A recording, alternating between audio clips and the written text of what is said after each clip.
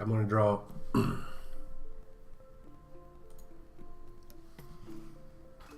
I'm going to draw Runa or Cazador next, and I already know the pose for Runa. It'll be a simple pose, to be honest, but I liked that action pose, that kicking guard pose that you did when you did the whole group. So I'm like, yeah, you know, it should be something martial arts. Do you think? For sure. Do you think, like, in a style of martial arts that Runa has? Yeah. So it's like almost mixed martial arts. Mm-hmm.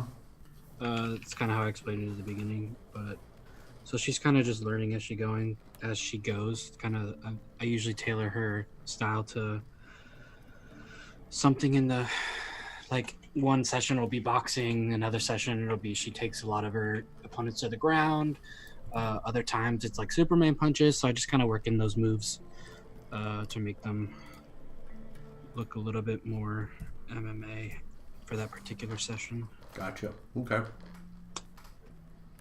There we go. Thank God for digital media. I can just cut and not have to worry about it. I was working traditional while I was fixing my computer, and man, was it a pain in the ass. Mm-hmm. Hey, just FYI, I'm streaming, just so you know. Okay. So folks can see your drawing. Cool. What's up, folks? It me, the punchy lady.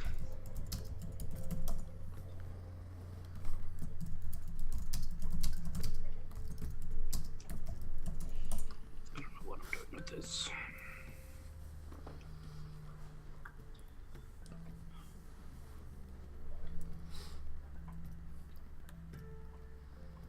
I think I'm going to work on my zombie too while we're waiting. Oh yeah, your dragon zombie.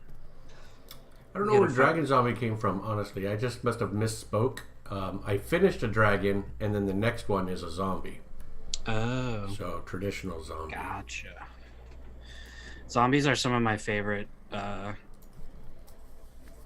enemies to fight. I don't know why, they just always have been. I just like their aesthetics and like being able to put like swords and broken arrows into their character design to make them asymmetrical. Always like goes into. Yeah, and pretty much, I mean, of all the things you can draw, anything goes on a zombie. So right, exactly. You can't mess it up because they're always like messed up anyway. Yeah, those hands I can never draw will be perfect this time. Yeah, you don't even need to put all 5 fingers. Yeah. Drop fingers, whatever it takes. Yep.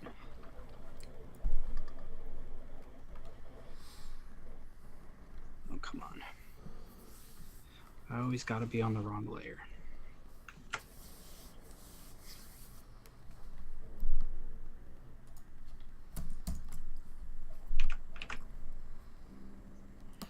There we go.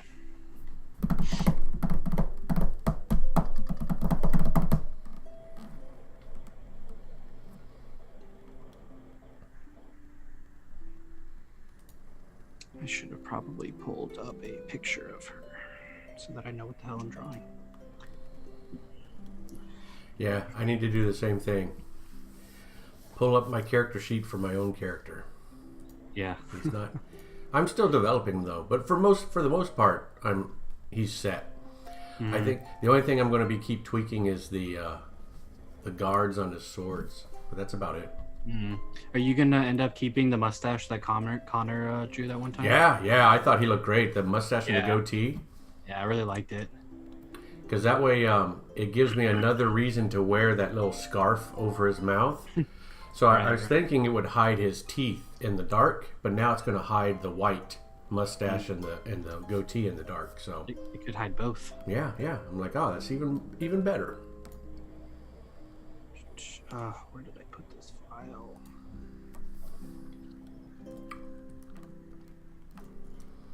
Lord Anaku, you should draw a zombie like me. Tonight's gonna be zombie night. Oh man, should I draw a zombie 2 tonight? Oh man, you're gonna up what's that phrase? Not upscale me, but you're gonna upstage me. You're gonna upstage me. No way. I could put zombies in this like Runa drawing that I'm doing. That would be cool. She's Her fighting zombies. Yeah. One punch through the zombie chest. She's right now she's kind of like using one of her key to do flurry of blows, but she's in the process of getting through that key energy, sort of. I was reading up on flurry of blows. I think that is my favorite attack. I might have said that last game, but It's pretty nice. It's almost like Connor's extra attack, but I get 2 instead of 1. and when you have enough key, you can just kind of keep going per round, right? I think you can only use 1 key per round, but I'm not sure. I hadn't looked into it. This is my first time actually running a monk, so. I think you can use as many keys as you want. Really? Okay. Yeah. In any one round? Yeah. I think it's just until you run out of key. Sweet.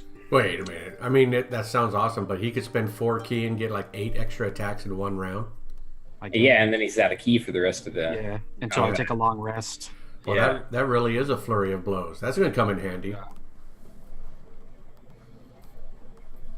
Yeah. Yep.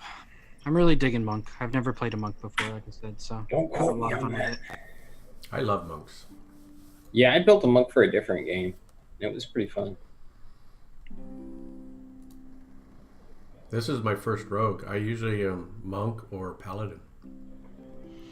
Every time I've played a rogue, I always die really fast, so I don't play rogues anymore. Hey, I've been there, what, twice now?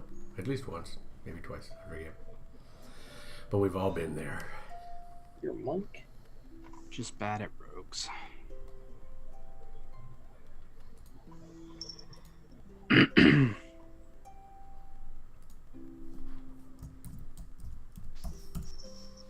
So, Mick, I'm streaming too, just for FYI.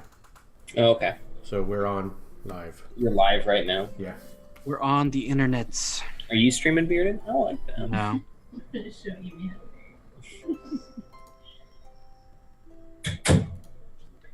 Not yet.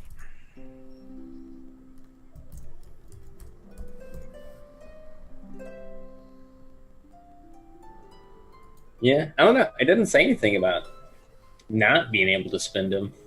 Oh, okay.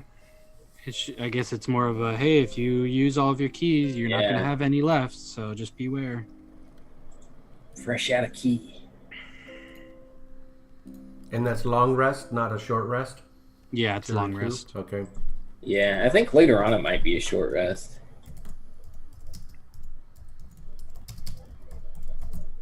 Maybe it depends on the monastic temple you go after too. Probably. Hello, Crumpet Toast. Crumpet Oh, toast. right here. Let me open up that tab. Yeah, I'll be bouncing back and forth until we're playing. Sketching a little bit, but I don't have to type. Yeah, I'm going to be sketching a little bit, but we're gearing up to play our game. Just waiting for the last player to be available. So in the meantime, we draw. Yeah. In the meantime, zombie time. Zombie time.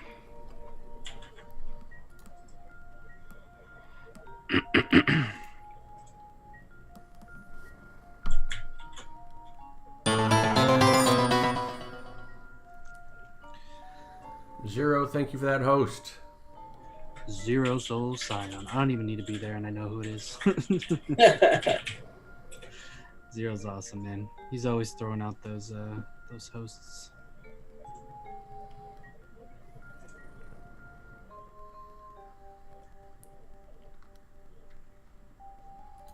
That dragon looked pretty cool, man. I liked that one. Well, thanks, man. I was happy drawing him, And but when I look at him, like all the artists that I follow on Instagram, and then I see my art looks so cartoony compared to everyone else. But I did have fun drawing him. Well, as long as you had fun. That's right.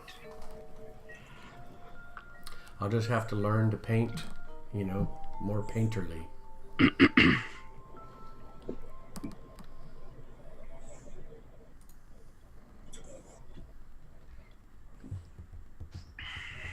Now, how am I going to put these zombies in here?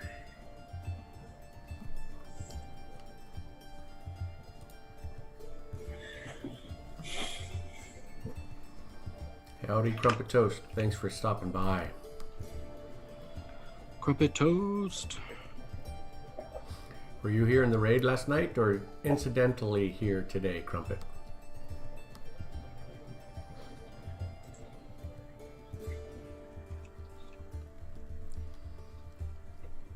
Yeah, but Lord Anaku, when you draw in an anime manga style, it's supposed to be cartoony, right?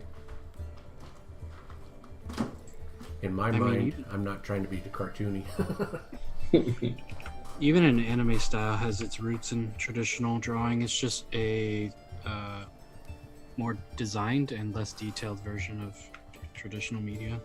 I can't read it. Oh, right now it is? It was raining. Yep. All right, I'll be right back. I left the Okay. top of my car open. Oof. And it's raining. It's not raining now, but it was raining.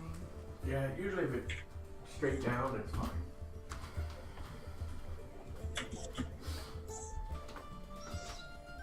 Let's see here. Ugh, drawing skulls. I need to pull up reference for that.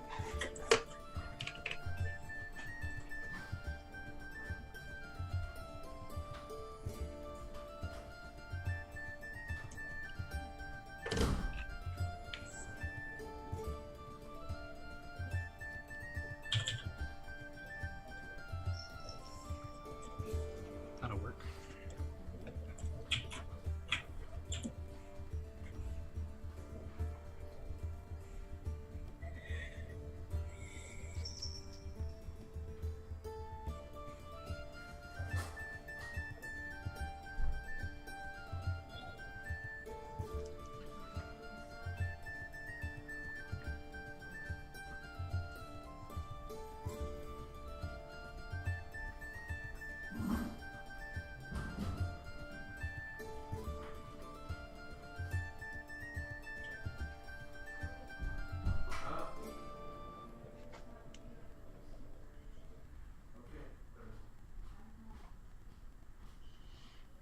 He's not here right now, Crumpet Toast, but I'm sure he appreciates the follow.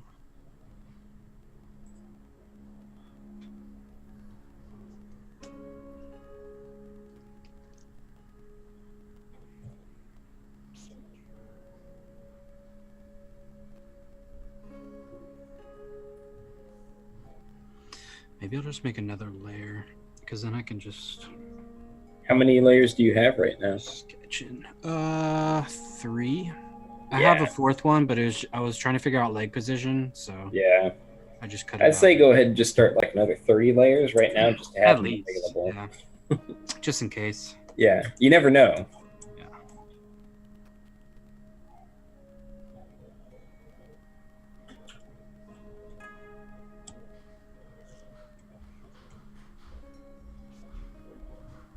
Hey, Capnado. Rob is he stepped away for a second, but he'll be back shortly.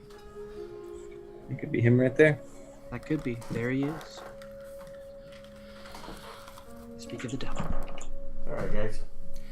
I heard that. Speak of the devil. Is that me? Am I the devil this time? Thank you very much. Yeah. Just abandon your stream like that. Right? Shh. Hey, I knew you guys were here to cover for me, so. Bearded had your back. I'm too selfish and jealous of other people's success to try and help. I gotta move this over. There we go. Thanks, guys. Now my chat room is rebelling against me. They're completely on your side. We aim to please.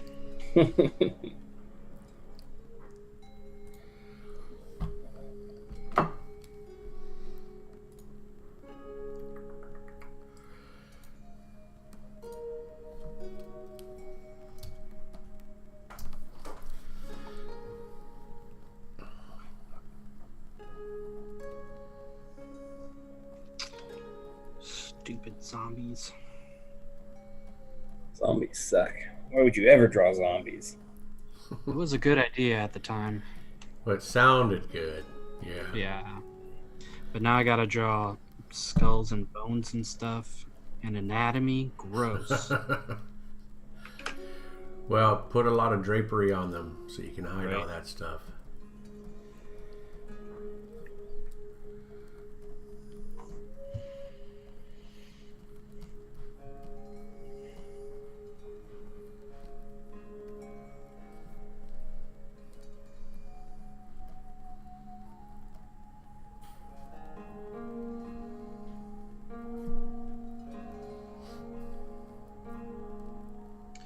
That's the way to do it, right? If you don't want to draw hands or feet, drapery. Or smoke. Or smoke, yeah. I use smoke a lot.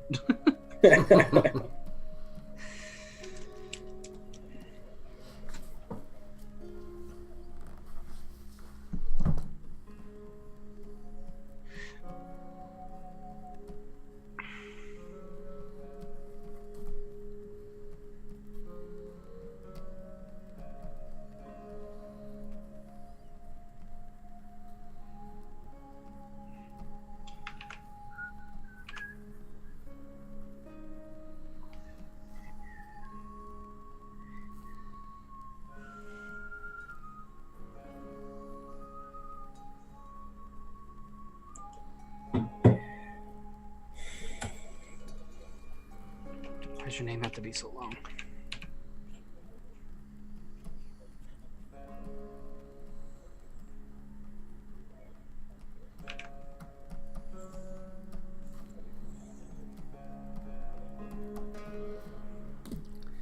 You want to watch a stream of yourself streaming? I'll switch here. Go to there. Pop over. You are center stage. Bow, bow, bow, bow.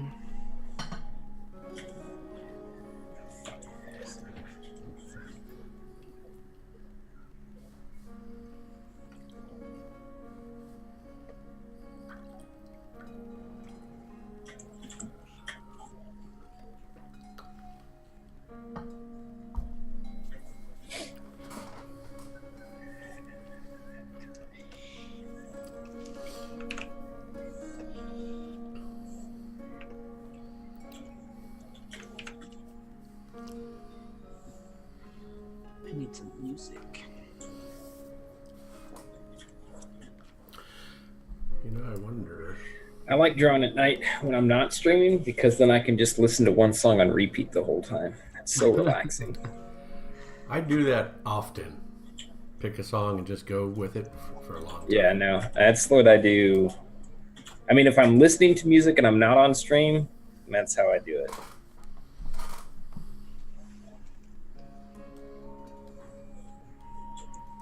Where can I go to get out of your way? There you go.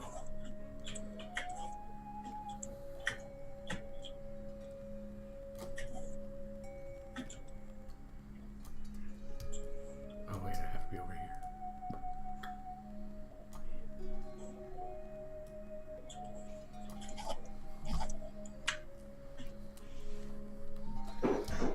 Cool. Now I got it set up that we can see you drawing and we can see me drawing at the same time. Nice.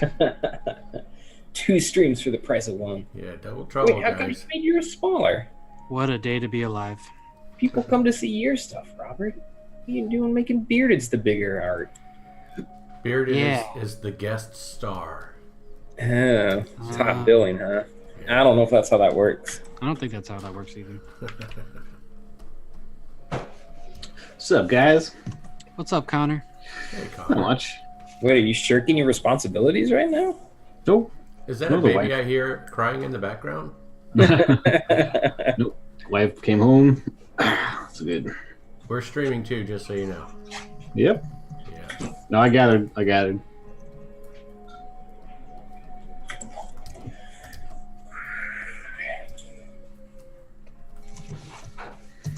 So that's looking good.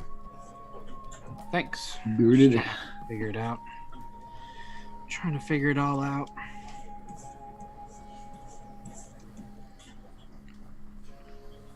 Why is she in a graveyard? Because Planet Chaos was talking about zombies, so I'm drawing zombies. Okay. We did already have an encounter with zombies, We did. although we didn't actually fight them. How many zombies do you think? Oh, we that's could take right. on? Yeah, it was pretty. It was a near miss, wasn't it? Yeah, we just How many parked what? over and shit. We learned many real zombies? quick how to run.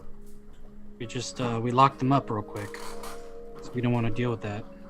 Yeah. Yeah. Ain't no one got time for that. Nope. Well, at that point, we were sort of. I mean, it was just the two of us, right? And then. That's the other thing. Yeah. At least half, probably 3/4 of the party was probably knocked out. Yeah, I mean, I think Runa was injured. If not, yeah, just injured, I think. I mean, now, of course, we got Hal, so we got like a fifth NPC, I mean. Hal is a level 1 some type of class that we don't know yet. Yeah. Yeah, he's going to tell Curious us. to find out what he is. Just remember when we were level 1 and how much we had to struggle? That's Hal right now.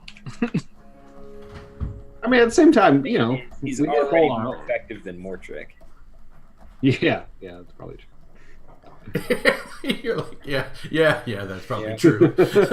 Yeah. Look, I mean, it's an objective fact that Mortrick has not contributed exactly a proportionate, amount. Even if Mortrick has a good idea, he's probably going to roll a nat 1, and it's not going to happen. Right? Yeah, I mean, it's not Yeah. necessarily all of his fault, You but it definitely certainly have is those. partially his fault. Yeah, I mean, he doesn't help himself. Yeah.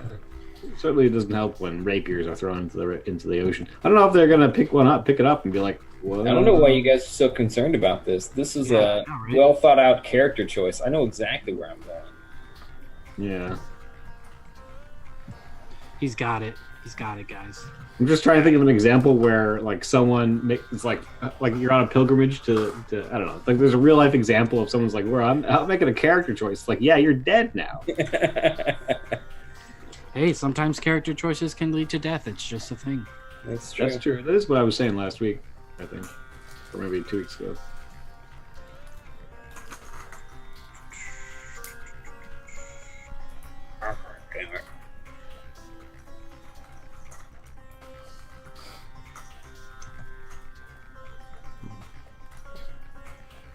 Much like in real life. Yeah. Just like in real life, college has a way of screwing people over. Right? That's too meta for me. Well, I think that's the whole. That's like Mortrick's whole game is, right? It's like everyone's like, yeah, I know that feeling. That's why he can be such a jerk because he's so relatable otherwise. Yeah, I'll agree with there. Everyone knows like where he's coming from. You know, guy who's got his entire village killed by goblins or something.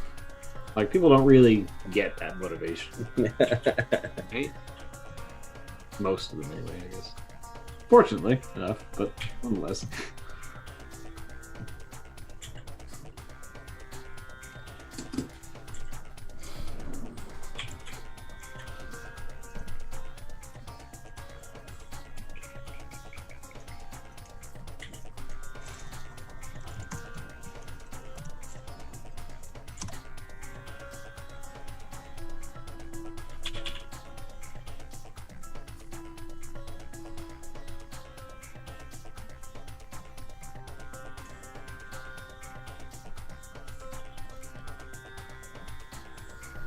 Oh, that dragon came out nice.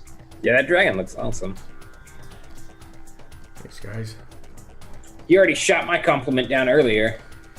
Well, you know me. For some reason, I'm developing this habit of not being able to accept compliments. So It just means you're Yeah, finally shake it. coming into your own as an artist. I may be, or I'm hanging around you too much, Nick. So true. Probably that one. But like I was saying, I'm very happy drawing it. I'm very happy with some of the inking that I did on it. So it's all good. It's all good. Moving forward. Well, I think right now when like we're seeing Bearded's head pretty intensely on your stream, so we're not seeing his drawing. You're not. Yeah, I'm seeing it. Yeah, what are you looking at, Connor? I'm looking at his feed. You're looking Oh, at my stream. Bearded's Yeah. face? I see. I see my drawing, my dude. Yeah. You should see. How did that- You should see both drawings, right? Yep. I'm looking at videos. Am I looking at videos? Okay, now I'm seeing it. I must have been watching a video. you have videos of Ricardo, My head? Justin. Well, I was watching videos that you had put up. I guess I was in your video category accidentally. It's how he gets all of his dwarf reference, okay, guys? Don't make it a thing. Oh, so he became my my screenshot for the video, huh? That must be it. Oh, is that what it was? I really don't understand. Yeah, it must have been that. I don't know how I went directly into your videos, but I did anyway. Yeah, now I see. I see both your guys Can drawing. you? I feel defiled. Can you stay out of my videos? Oh, now you're doing a different drawing, huh? Yeah. So I'm working on the zombie, and Okay, cool. well, everyone's doing zombie. So it's zombie night. Everyone draws Zombie zombies. night. I can't do zombies. You can do anything. If you put your mind to it.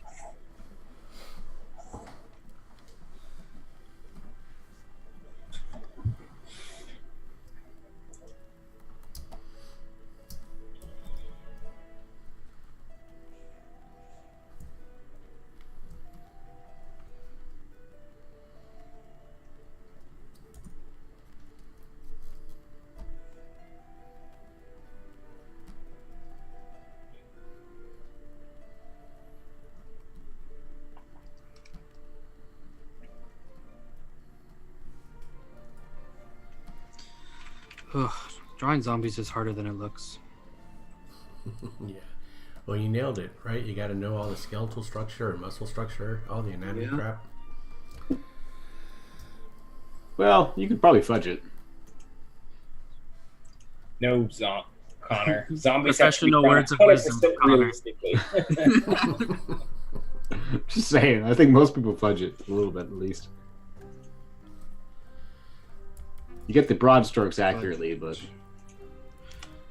Fudge. It. just fudge it. Professional advice. Nailed it. Done. All right, we can call this stream a day and go home. Feel like we did good work here today. Putting in all those hours. That's what we do.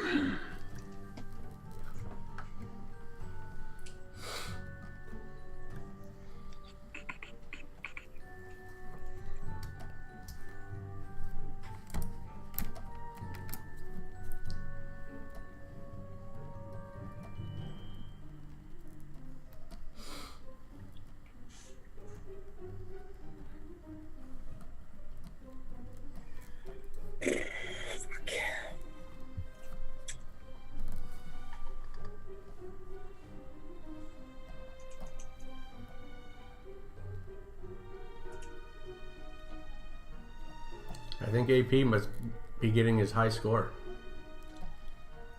Yep. Yeah. I think on his channel he posts a lot about that game. That or a different game, I'm not quite sure. Monster Hunter. Well, but then I think Monster Hunter is like a 3D game, and then this other game he's posting up about is a kind of like a 2D game. Looks like a mobile game, of some kind. Hmm. Yeah.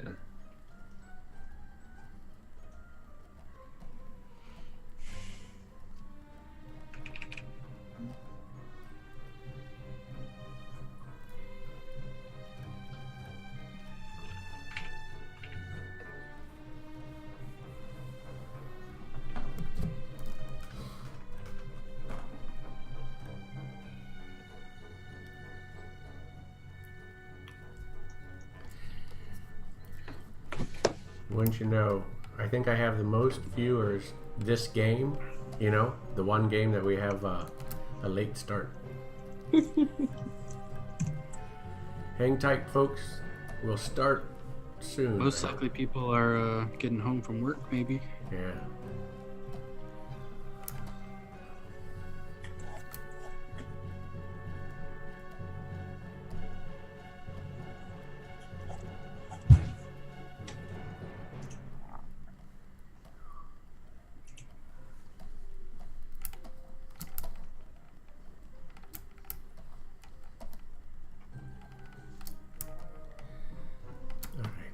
That might be gangly enough.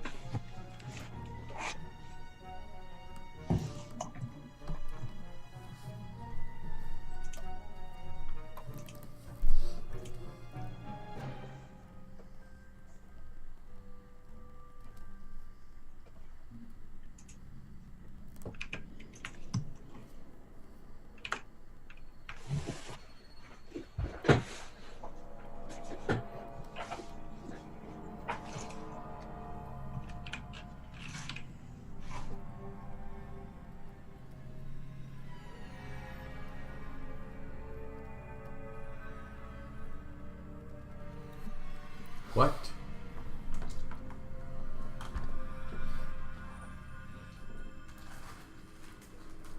What happened?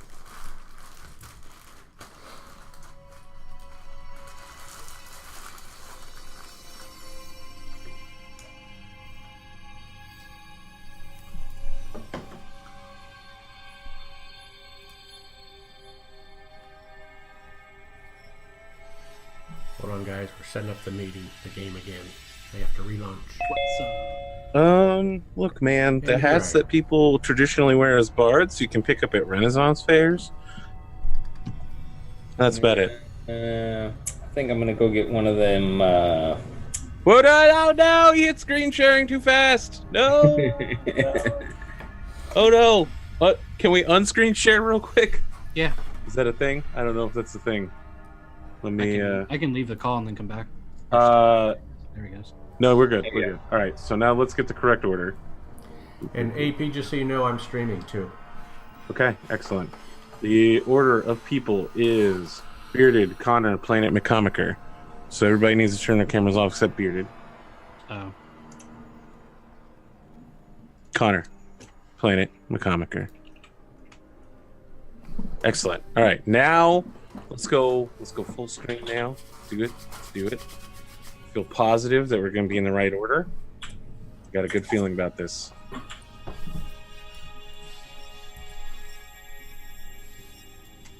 I got thrills. They're multiplying.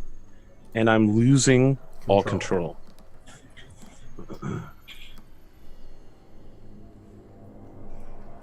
You got that screen share for us? Yeah. You want me to pull it up? Yep, hit me with it. Hit me with your best shot. Fire away. I think it's this one. 80s music quote night. I know, it's that time. Okay. Let me get my face. I don't know any 80s music. Mortrick, Cazador, Runa. Everyone is in the correct place at the correct time. Or as some have said, what better place than here? What better time than now? Very good. So, 2 weeks in a row. I think I just went live without changing the title of my Yes. Nailed it. Yep, I anti-nailed it. I did the opposite of what I should be doing. I'm sucking at doing this. Well, I threw you off your game, so it's my fault. And no. Look, it used to be that I would start the stream on time every time, but it would take a half an hour to get camera set up. I would always Make sure to have the perfect episode title with like a little quippy name on the title, right? Yep. The longer I stream, the worse I get at it. That's just how life goes. Maybe you just know where to put your efforts and where not to put your efforts. I mean, that's Possibility. That's questionable. All right, I'm gonna get all this tweeted out. If you're streaming, I'm gonna include the multi-Twitch link so that people can Twitch multiply. Who was telling us about the multi-Twitch, Connor? I think your man Foulsham. It was Foul? Yeah. Yeah, there's a new, like, we normally use Khadgar, which works pretty well. But then there's apparently a new multi-Twitch beta, but it's only for, fancy Big streams, important guys, yeah. apparently. Well, I mean, you can literally just use the website multi-Twitch, which just lets you look at multiple Twitches at the same time. Yeah, that's what Khadgar is. Yeah, Khadgar at least lets you sort of flip between the two channels' text box. Multi-Twitch lets you do that as well. Oh, it does? I thought when we were trying to make, it wasn't working. Yeah, it didn't work the same. Try it now. In the upper right-hand corner, it should say the different channel names, because, I mean, you can have, like, a dozen people hooked up in it, and then you switch through there.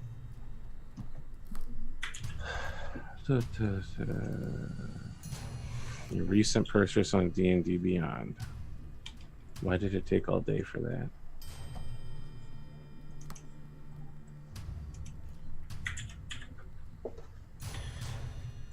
They saw you coming. They said they needed to check your credit card information. They also had a geese for some reason. I'll be good. Of course, I think I'll make my save, but that was why I was really surprised that Mortrick made a save, and I was like, man, I'm so glad that I wrote down that these guys have 2 scrolls. Otherwise, this would have been real bad. It's even better because it added to your Debt, yeah. debt. Some would say better. Some would say worse.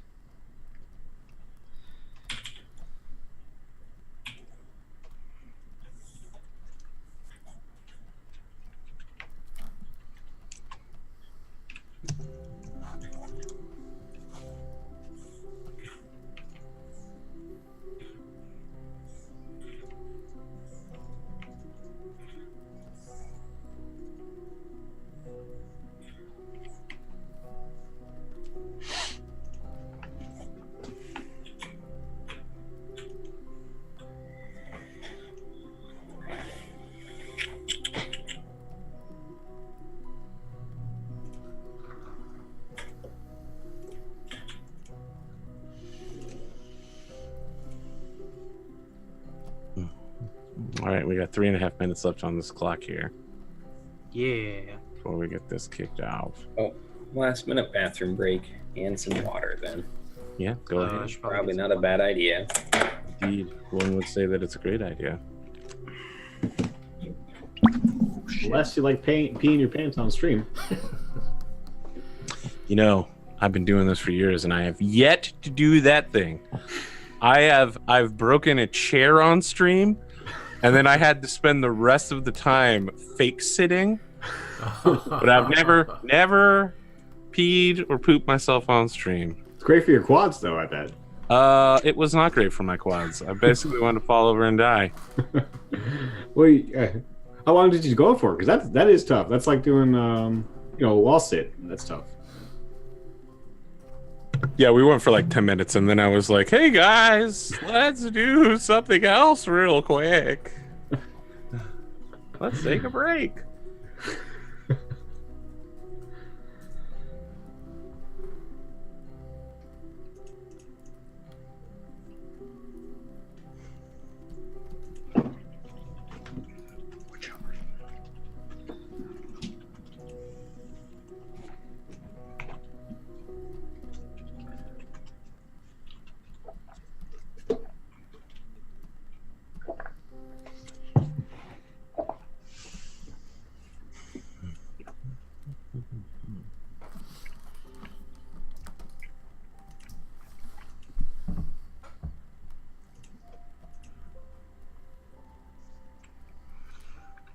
You get any more of that?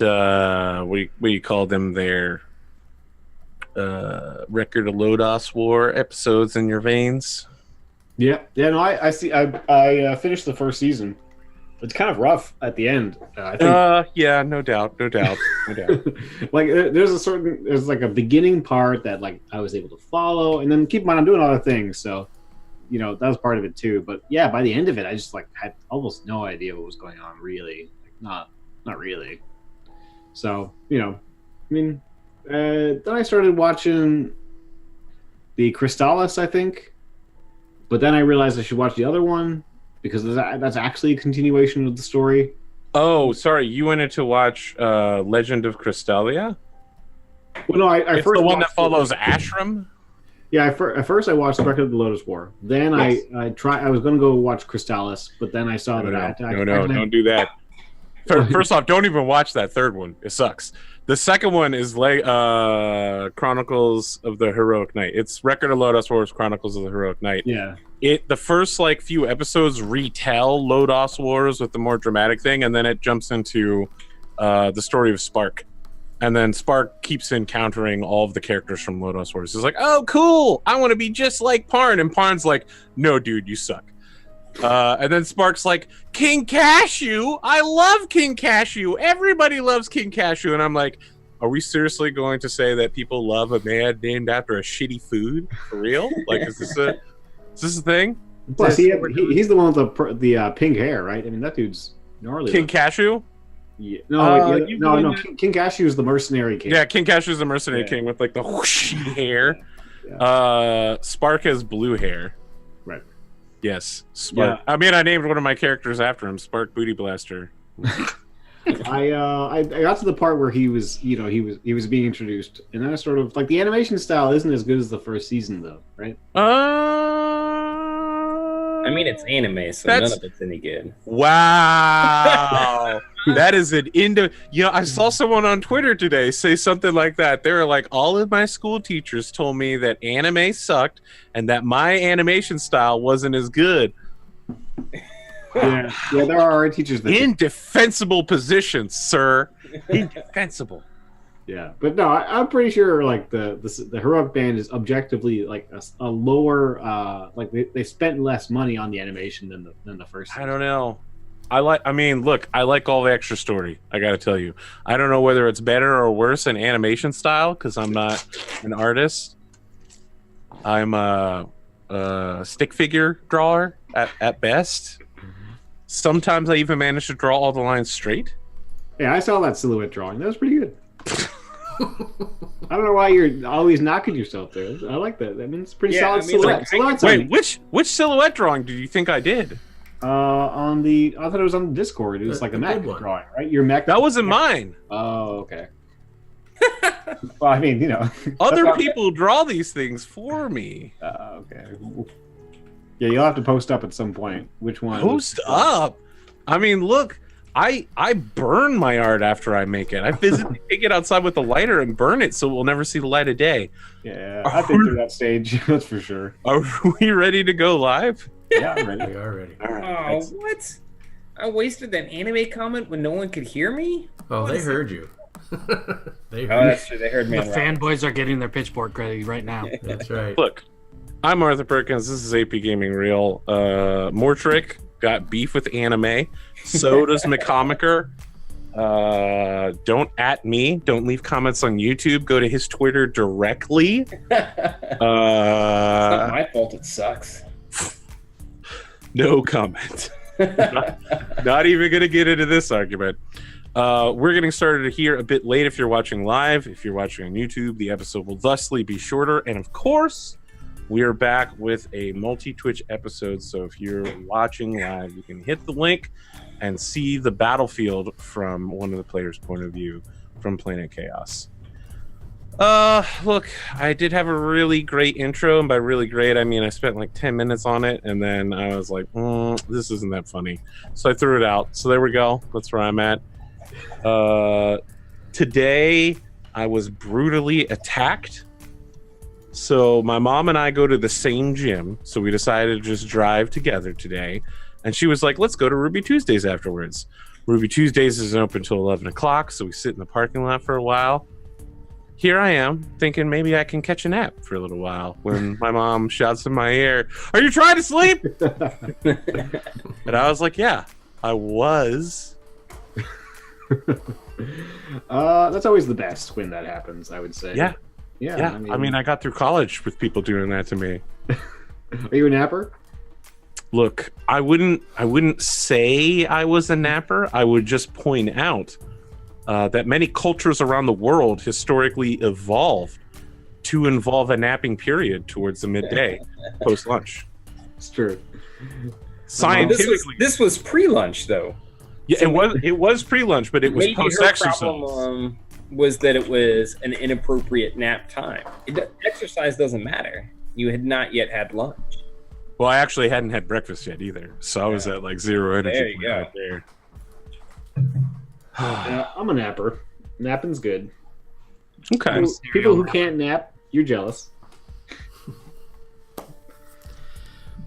There once was a time, up until my 30s, where I would just go to sleep. I would literally just be like, "Oh, look, it's time to go to sleep," and fall over and be asleep, and then wake up after 8 hours fully refreshed. But that left me once I hit my 30s. I was no longer capable of that mystic art. So you can't go to sleep, or you don't Look, feel rested. I want to remind you all that Mortrick almost cast sleep on himself, and I gotta tell you, Almost. That would have been funny. that is the D&D spell that I would abuse on myself. It kind of seems like it would probably be the most useful spell that anyone has ever had. That's all. I keep thinking it's useful, and I just keep forgetting who it affects. People with less hit points than you, hopefully. Yeah, unfortunately, everyone has more hit points than me. That is unfortunate. I guess. Although, moving forward, I will continue to use sleep as a weapon. Just don't disturb me until you guys have cleaned everything up. You're just gonna fall over asleep in the middle of combat. But I mean, look, no worries. That's pretty much the most reasonable use. Yeah, Also, wouldn't change too much about the party dynamic. that's what I'm saying. I mean, story. it's gonna make it easier on you guys because at least one of them will be asleep as well. Okay, so without these self burns, let's go ahead and do some, some like introductions. Connor, what are you doing? I'm working on the banner for White Ash, which is my comic. So my name's Connor right. Hughes, and we're going to be launching our Kickstarter next week. So Yeah. check us out on there if you happen to be a frequenter of the Kickstarter. Otherwise, you can find me on Twitch at twitch.tv/Connor Hughes. Connor, I've been dropping in on you all week, seeing you do stuff. Yeah, thank you. Let me Yeah, tell you something, sir. I've seen your artwork, and I hadn't realized you were such an ungodly, non-Christian artist. Good sir. Good sir. Your stream, when I go to it, I do not have to click that I'm 18 plus in order to view it. And yet, you are drawing pictures of people holding hands together. Well, yes, that's true. That's true. Yeah, it was 18. It's 1872, and things get a little raunchy. I want to tell you something. I actually don't get this trope where people are like, "Oh, if you hold hands together," but statistically, people consider hand holding more intimate than kissing. I don't get it. I honestly don't get it. Maybe it's the If someone's rarity. gonna stick their tongue inside of my face, I feel like that's way more intimate than holding hands. But I'm an outlier apparently. Like 80% of people believe that hand holding is more intimate. I think it's because you maybe you kiss more habitually in a relationship. Meanwhile, hand holding, that's like genuinely like, okay, we actually this is That's like entry level. Come on now. well, maybe you might start with like some kind of like touching play like that. But in general, like let's say you're at a certain point in the relationship, you actually like going out of your way and hand holding might be, sort of an exceptional step, kind of like getting roses. It's like in that category. It's like, well, this is uncommon. You believe holding your partner's hand is at the same level of presenting them with roses. All right. No, not the same level. It's just Okay. sort of, it's in that unusual behavior category. Maybe. It's like Happy Valentine's Day. I'm gonna hold your hand today. We're taking it to the next level. We're holding hands. Yeah, I have to. I don't have the full capacity to articulate that point right now, but maybe I'll write. It's okay. People believe it. People believe that. I don't get it. I don't understand it, but I understand that people understand it.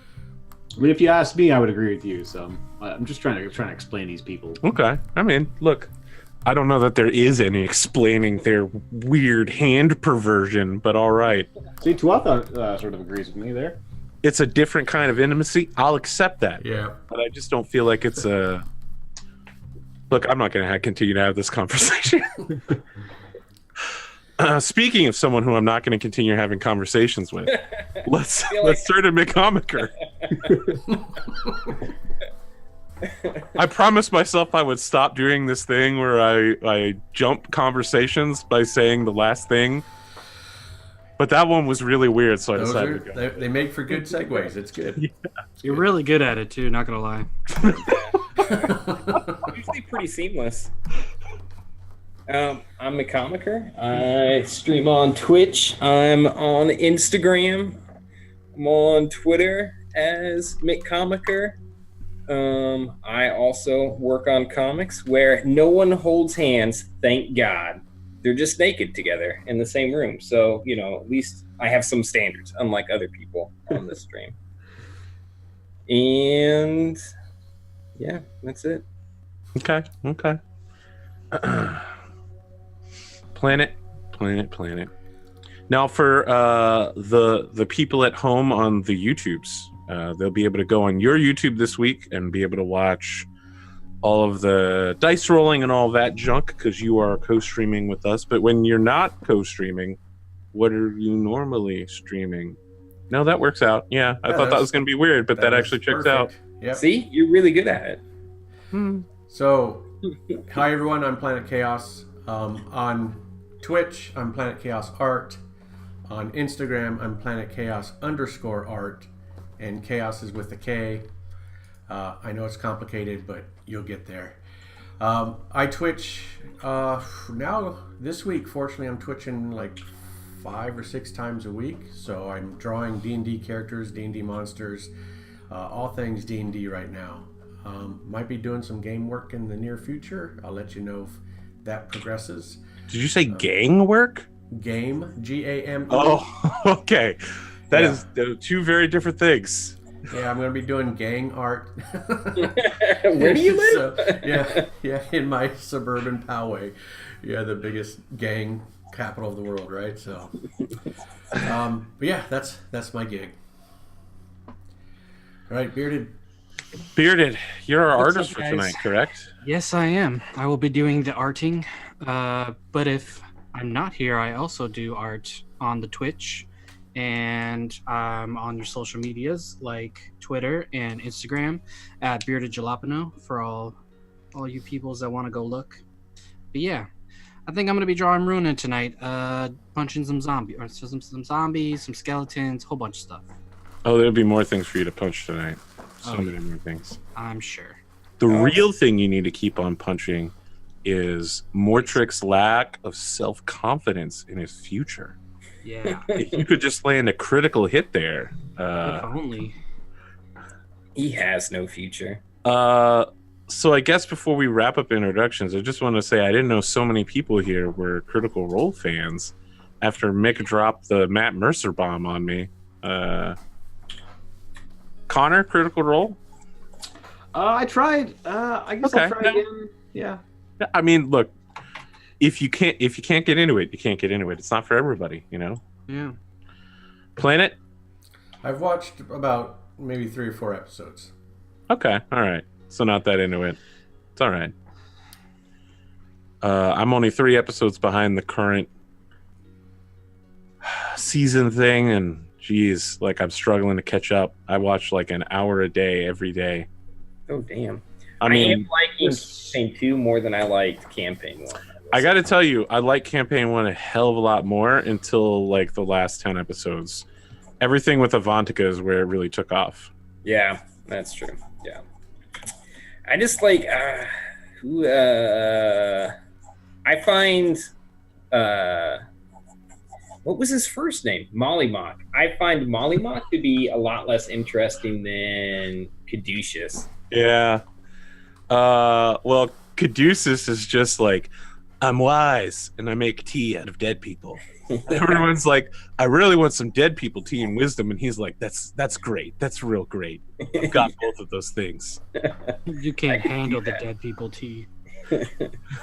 So, that just happened in like earlier the episode tonight that I was watching, where he gave some tea to an old wizard, and the wizard was like, "What brand is this?" And he's like, "It's the Glenn family."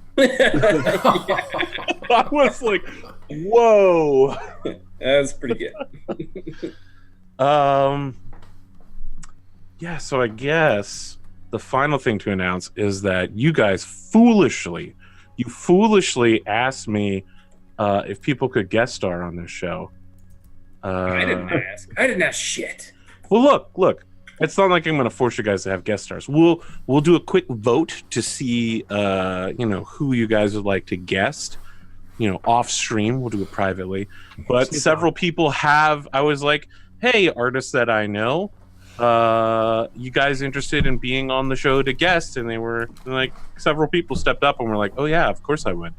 But when I asked if they would like to art at the same time, they were like, doing art and role playing at the same time, I literally can't do that. No, I'd like to just show up to play, including the guy who literally created the first season of this show on the tabletop, Aricido. He would like to have his first on-stream role-playing experience on this show. Nice. Can I ask why this show is not called Dungeons and Drawings? Because I'll tell you why. I am bad at naming things. That's why the name of the ship is called the Velocity Raven, and the guy's name is Captain Espresso. My show about hunting down monsters in a dungeon and then killing them and bringing them back is called Dinner in a Dungeon. I don't know if what do you think about that one? Yeah, Mick, what are your thoughts on that? Yeah, 7 for 10, 5 for 10. Yeah, I'm okay with that. You gotta let me know whether Okay it's I mean, Just think about it and bring it to us next time. Yeah. I once had an NPC named Steve Gary because someone bet me that I couldn't come up with a reasonable NPC with 2 first names. And now I put him in basically every campaign that I can. The Legend of Steve Gary. Steve Gary is pretty tight. I mean, look, there's Powers Booth, right? He's an actor in real life, and he has 2 last names as his name. So if you can do that, you can Steve Gary the shit out of things. All right. My wife had a patient once. Better, His Steve. first name was Jason Statham. First name. First name. The whole first name was just Jason Statham. His first name was Jason Statham. And was this a baby? Yeah, it was a baby. So. Yeah. so they named their child Jason Statham. Yeah. Okay. That's a little unusual. Let's recap the previous episode. So I wrote a little something down. Let me just get my reading glasses on. Previously, Mortrick decided to play a half dozen gambits of deception and next level masterminding against Greco and Akana in an attempt. It worked perfectly. No. In an attempt to secure their freedom from his father and land a marriage with Leah Padua. With the entrance of the rest of the party to the scene of the crime or crimes, people not in the plot may have inadvertently murdered someone looking at Rick Jacks. Thus kicked off a scuffle where Mortrick threw himself off a bridge only to be stabbed in the leg and fall unconscious in chill waters. Rick Jacks heroically threw himself off a building to save Mortrick's life while Cazador held the line, and Runa beat the crap out of everyone. With the job status questionably completed, they received their reward. Passage across the sea through the narrow strait, a 3-day journey of razor-sharp rocks and unusual currents, known for shipbreaking, rumored to be home to a nest of harpies. Meeting the crew, including Captain Espresso and Quartermaster Barrick, they uncovered the mystery of Cinzia, the captain's daughter, who had begun manifesting sorceress powers. Working together with limited supplies and less time, Cazador and Mortrick crafted an arcane focus to help her control the flow of power. Our mission ended with a merfolk attack after unsuccessful negotiations, the highlights of which are Cazador hanging from the side of the ship in full plate.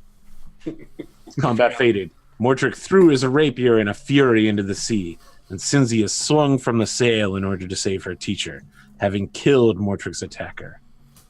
In the aftermath, Captain Espresso Leandro has decided to make a hard decision between being a good captain or being a good father. Taking Cynthia, he's locked himself in their cabin so he can talk her through what happened and explain that killing is raw. Quartermaster Beric Ditali now commands the ship through the narrow strait, and the men are unsettled that they have been abandoned by their captain in this time of dire need. This is not what they have signed up for. A constant watch is kept for more merfolk attacks, and the ship takes an unusually fast speed to keep one step ahead of them. We thus find ourselves, the next day, on the journey of the Velocity Raven as night begins to fall, and our group of heroes awake to take their guard posts. So as this is happening, all of you are coming up from the hold. Your, I don't want to say good friend, hireling is his technical qualification. Hal comes up behind all of you as well.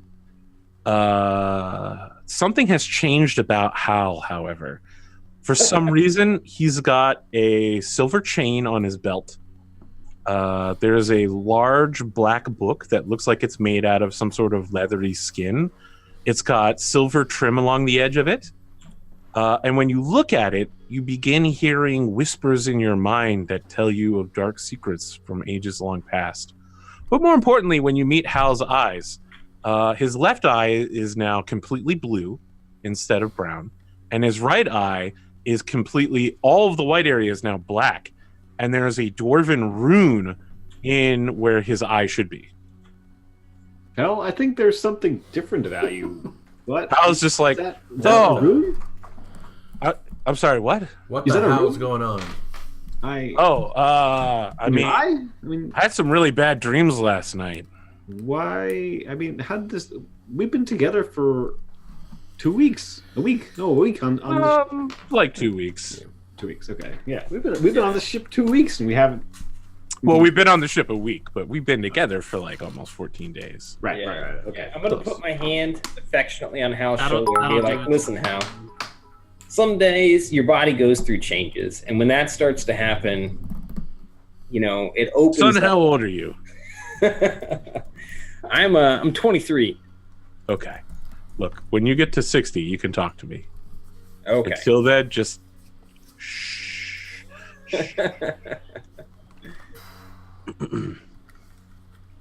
Like, wait, Hal? Just first. Look, like, I just feel a little different today. on this subject. Like, can I ever speak to you again until I'm 60, or just not about Look, that? you could talk to me. Just Oh, don't try to tell me about being old, okay? okay. Okay. All right. Well, I mean, do I need to get a mirror or something? Yeah, I think you yeah, I should. think that, Yeah. I think that would help. I sort of spit on my shield and like try and I like was gonna find say, a spot. let me tell you, Hal. Before you look, just let me know if you notice anything different. So he starts looking at himself in the mirror. He's like, "Oh, that's so weird." Okay, all right. Well, I don't know why my eyes have changed. That black eye seems really freaky. But I have to tell you, I did have a dream last night where a giant serpent offered me unlimited power. I might have accepted that deal. You took the deal. Yeah. That's a good call, Hal. I think you made the right decision there. Are you sure about that, Mortrick? I don't know if. Well, my experience with you has been that I haven't been able to do very much, and I feel like as your hireling, I should be pretty capable. I think I can do this. And like he reaches into his pants and pulls out a dagger you've never seen him have before, and waves it around briefly. Whoa. And then he's like, "Go get us breakfast." And then several moments later, you see like a handful of oranges begin to float through the air towards each of you. Like it stops in front of Kazdor, and then an orange floats towards your mouth. He's like, "Oh, that's so cool! I've done it. I've summoned an unseen servant. I'm now a hireling of great power. I might also be a warlock." Yeah. I approve of this life decision. Now, can I get one of those oranges over here? And I'm gonna like open my mouth up and wait. Okay, unseen servant, bring him an orange. And the pile of oranges begins floating towards Mortrick. And then one of them starts heading towards your mouth. I It's don't know much unpeeled, about, so you literally just get an orange. That's where all the vitamins are at.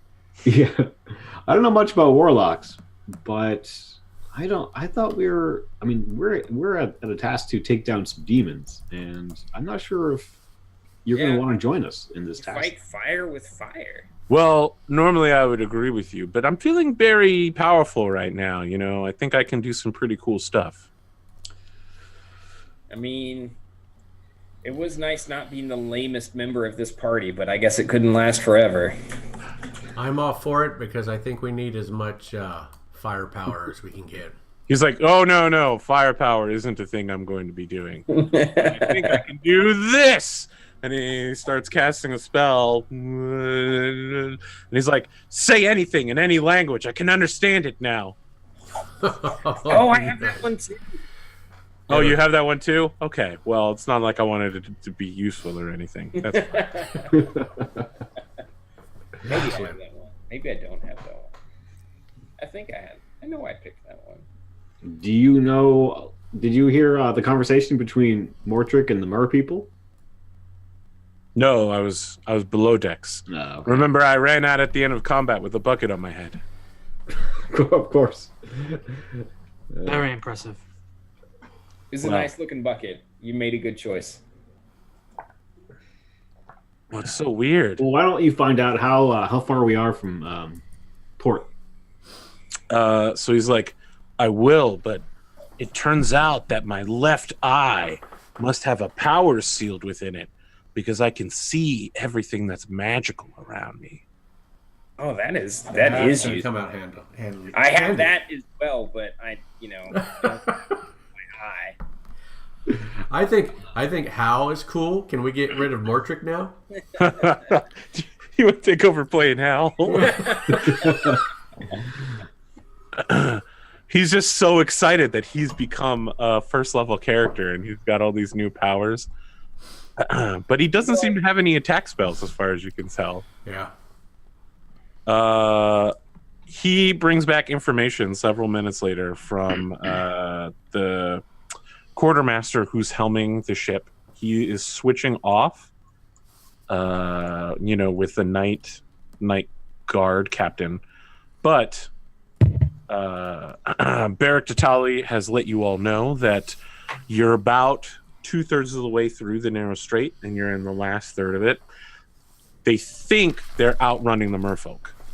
They're making about 4 knots, and they think that's about faster than a merfolk could swim. And of course, with the ship, you're moving at 4 knots constantly.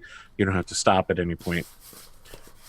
They are slightly concerned that tomorrow morning, at first light, they're going to have to make what's called the drift, which is the last pretty nasty hour-long set of constant turns through razor-sharp rocks, Sounds fun. including at least one S-turn. Has anyone seen any harpies? I'll let the captain know if he needs any help with anything. I can assist him.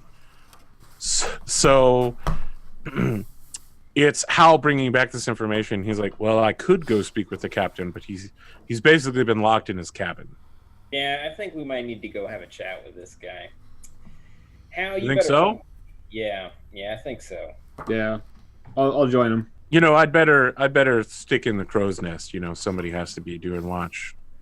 Yeah, you keep that eye about. I don't know which one's better now in terms of sight, but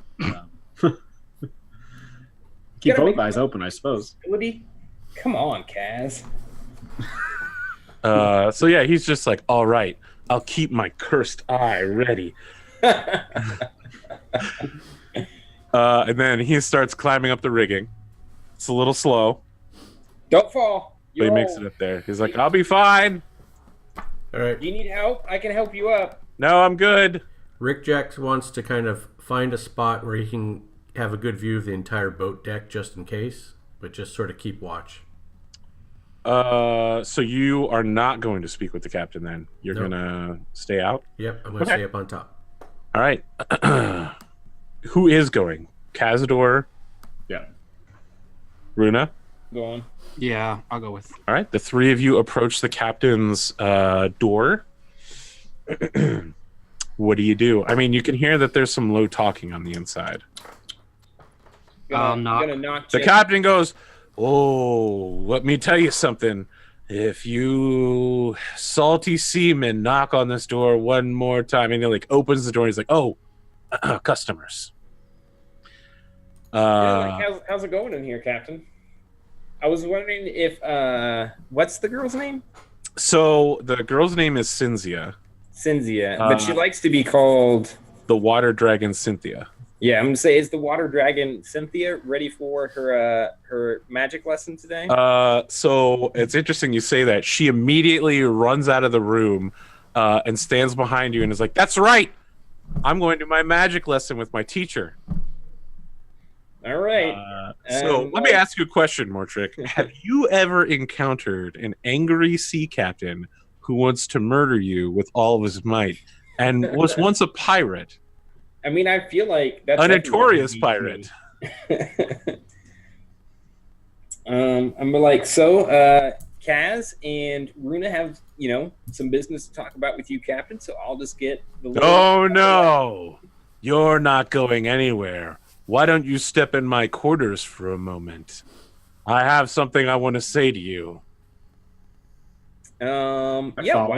Why don't we all? And I'll like try to step aside so that Kaz and Runa can go in first. So he says, "Yes, I'm sure you'd want witnesses."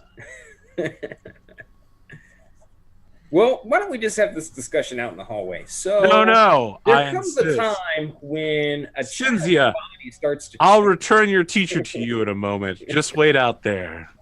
You can have your magic lesson. And he ushers you all in, perhaps a little forcefully for Mortrick. Are you resisting? No. Okay. So he closes the door and then goes to the floorboard under his hammock and pulls out a long cavalry saber. The blade is clearly well used. Perhaps it hasn't been shined in a while, but you can see that along the blade there are blood spatters that just appear and then disappear, as if it's being constantly in use. And he says, "This is my sword, Gorefang. It appears to have become cursed after years of using it to disembowel disloyal crew members and scurvy sea dogs." And he draws the blade out and begins walking towards Mortrick with the blade held before him like flat. Ooh, do you have another one of those? Because I literally just lost "I know you minutes lost your ago. blade. Oh, That's why." And then he taps you on the shoulder with it. "I'm giving you mine." oh, He really? sheathes the sword and hands it to you. "The cursed sword Gorefang." I'm gonna drop it. Be like, oh, that was heavier than I was You expecting. really should not drop it. Ra- It's rapiers are pretty light. I'm not used to the weight. I'll do better next time. yeah. Don't drop my sword. I'm so sorry. I'm so sorry. I appreciate everything you and your party have done, and it would appear that my daughter requires substantial schooling in the arcane arts. Yeah, you might want to. Years. Yeah, it takes a while. Ugh. And some of it can be- Schooling, but I think it's more like a matter of honing. I mean, she blasted some holes into that guy up there. You don't need to tell me, I was there. And Yeah. more importantly, I would hope that not only do you not brag about it, I would appreciate that you don't mention it to anyone in the future. Oh, we'll keep it discreet. I'm just pointing out. I think we're dealing with the powerful mage here. Yeah, I mean, like in your line of work, that's going to be super helpful. I'm not sure that I want her to follow this line of work. Smuggling, that's fine, but piracy, no. If you could guide her away towards perhaps more mystical pursuits, the search of knowledge rather than one of killing, I would appreciate it. And he puts his hand on your shoulder and then starts squeezing and says, as her teacher, I think that you might have a responsibility towards guiding a budding young mind, her future, one where she doesn't kill people. Before, I mean, yes, I understand all that. Just before she embarks on this quest to, Every time you say before, his grip gets a little tighter. I'm just saying it can be kind of expensive. And just because you're, pursuing a peaceful, knowledgeable path does not mean you're going to be, in the clear. So what kind of, 529 do you have set up for her? Don't worry about my finances. Whatever she needs, she'll have. Then we are good. I have no more questions. Nor do I. Okay. So he heads over to his desk and pulls out a bag of coin and throws it to Mortrick and says, for your services, above and beyond your guard duty. Can I snag it before it gets to Mortrick? Absolutely. Mortrick, do you want to counter and snag it, or are you just going to let this happen? Yeah, I'm going to try and snag it too. All right. Both of you make dexterity saving throws. Higher number wins. Do I have to have my token selected? No, not for that. Captain, do you know anything about this this land we go to, Havens? If there's going to be any kind of So when you say that, he's like, you've been traveling with me for almost 10 days. And you know nothing of Havens? We know that it's a unscrupulous place, but beyond that, we know little. Unscrupulous is not a word that I would use. Okay. It's not even a word. Not even. Unscrupulous is definitely a word. What word would you use to describe it then? Ancient. Ancient. Okay. Rowdy, perhaps? Do I know anything about Havens? Would you like to make a history check? Yeah, I would. Okay, excellent. Because otherwise, I was a little worried. Normally when I plan vacations and go places, I Google everything I can about it ahead of time. And I was thinking that you guys literally knew nothing about where you were arriving. And I was like, they're going to be so screwed when they get there. It's going to be bad. It's going to be real bad. History 11. You have some basic knowledge. So I know all about it. Very basic knowledge. I mean, you can lie to the rest of the party, but you can't lie to me.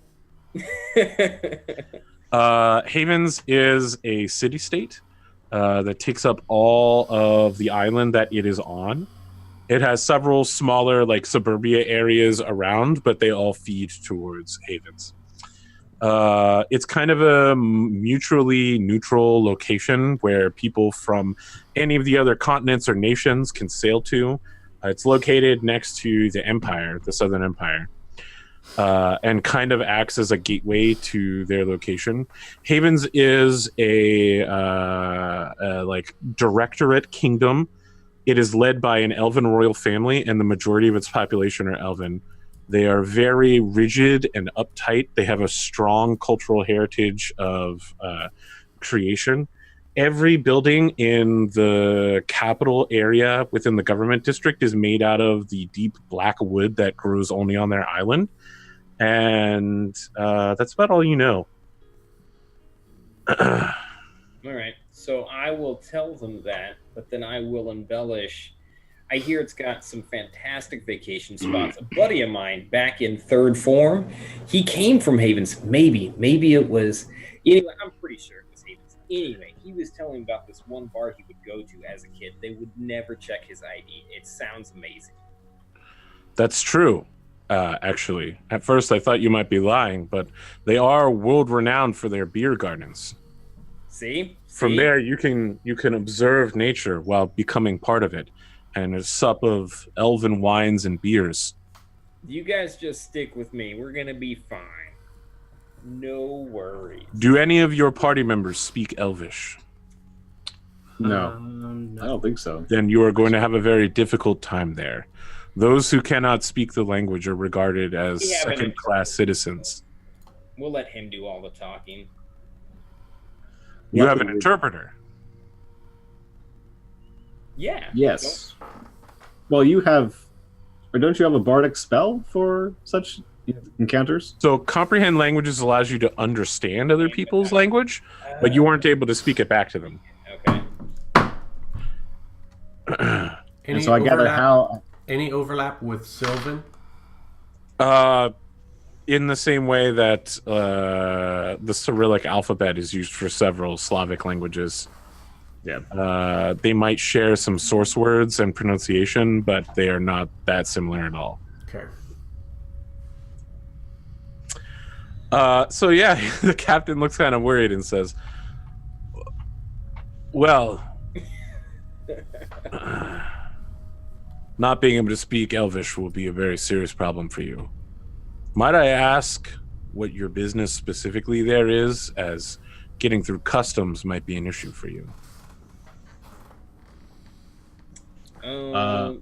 We're hunting down artifacts, and so our mission is taking us there. Well, that'll actually... Yeah. That'll be fine. Yeah. Yeah. Oh, artifacts, no problem. Go through. I guess we'll just throw that out there. No, so yeah, he just says yes, artifacts. Everyone knows that adventurers hunt those things. And We're like Indiana Jones. We're sort of like I don't know who that is. Who that is. we're archaeologists. I was asked by the boss to supply you with an introduction to the criminal underworld on arrival. You should know that, much like the hierarchical society of Havens, the underworld there is also very hierarchical. It is a strict, extremely conservative group that runs many industries from the shadows. I also hope you like lute music, maybe harps, and lots of vocal singing and freestyle poetry. Because as long as you're in Havens, you will be encountering it constantly on every street corner, as well as free-thinking political debate and philosophy. This place sounds like a nightmare. I don't think we should go. Well, we're already halfway there. And I don't think we can turn around. We're in a narrow strait that travels in one direction. Between the sea currents and the canyon of wind behind us, if we were to turn around, we would probably end up in irons. All right, fine. I guess we're pot committed. But guys, let's just try to make our time there short. That's all I'm saying. Yeah, I'm not looking forward to the headache that will be hanging out in Havens, I suppose. So congratulations on your acquirement of a magic item, ? The Cursed Sword Gorfang, which is a short sword. Short sword? In the form of a cavalry saber. All right. Manage equipment. And a charge. We now have a charge of Cynthia, the dragon. Mortrick has a charge of education. Yeah. So, as you're ushered out of the captain's quarters, he looks like he's not slept since the incident and just like collapses into his hammock. Short sword of what? It's just called a short sword. Just short sword. Gorfang. Gorfang, the cursed sword Gorfang. So when drawn, blood spatters appear up and down the sword that continually flash into existence and disappear. Right. It's not specifically magical. It's just kind of spooky Right. from all the people it's killed. It's got a lot of negative energy. You got +1 to intimidation there, Mick. So what's the plan? You guys have watch duty, but now Mortrick has been roped into teaching a 7-year-old girl how to use magic. I don't know if you all are comfortable allowing Mortrick free reign. What could go wrong? I don't know anything about magic, but Runa, you taught her maps. What do you think about Mortrick teaching her? I think maps are very different than magic. Yeah, but true. But that's closer to magic than my fists are. Yeah. Guys, don't worry about it. Every year, well, I mean, like every second year has to take I don't know what you call it. It's not a sabbatical. Anyway, I've taught people before. It's gonna be fine. Is this where we get flashbacks to Mortrick as a teacher's assistant? Yep. We're like, oh, I didn't show up in time.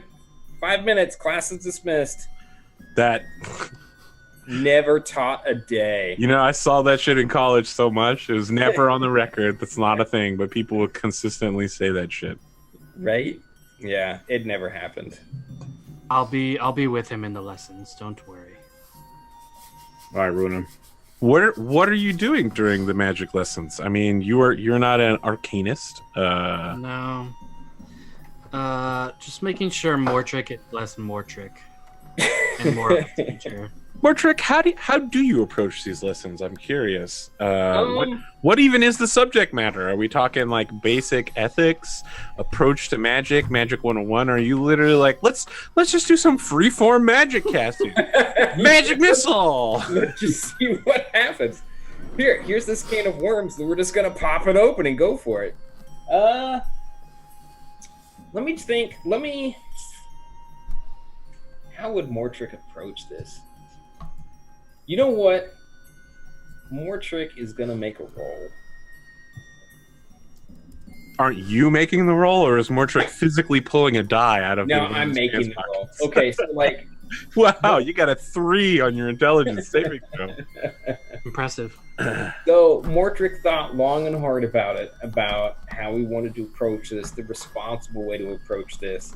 And the first thing he says to her is, hey, you know when you blew that guy up in front of me? Let's see you do that again. Good. She's just like, oh yeah, that was awesome. All right, so who Yeah, are we that was doing it? amazing. Wait, no, my dad said that I shouldn't do that. Oh, I'm gonna Your look dad is nervously right. around for her dad. Shouldn't do that.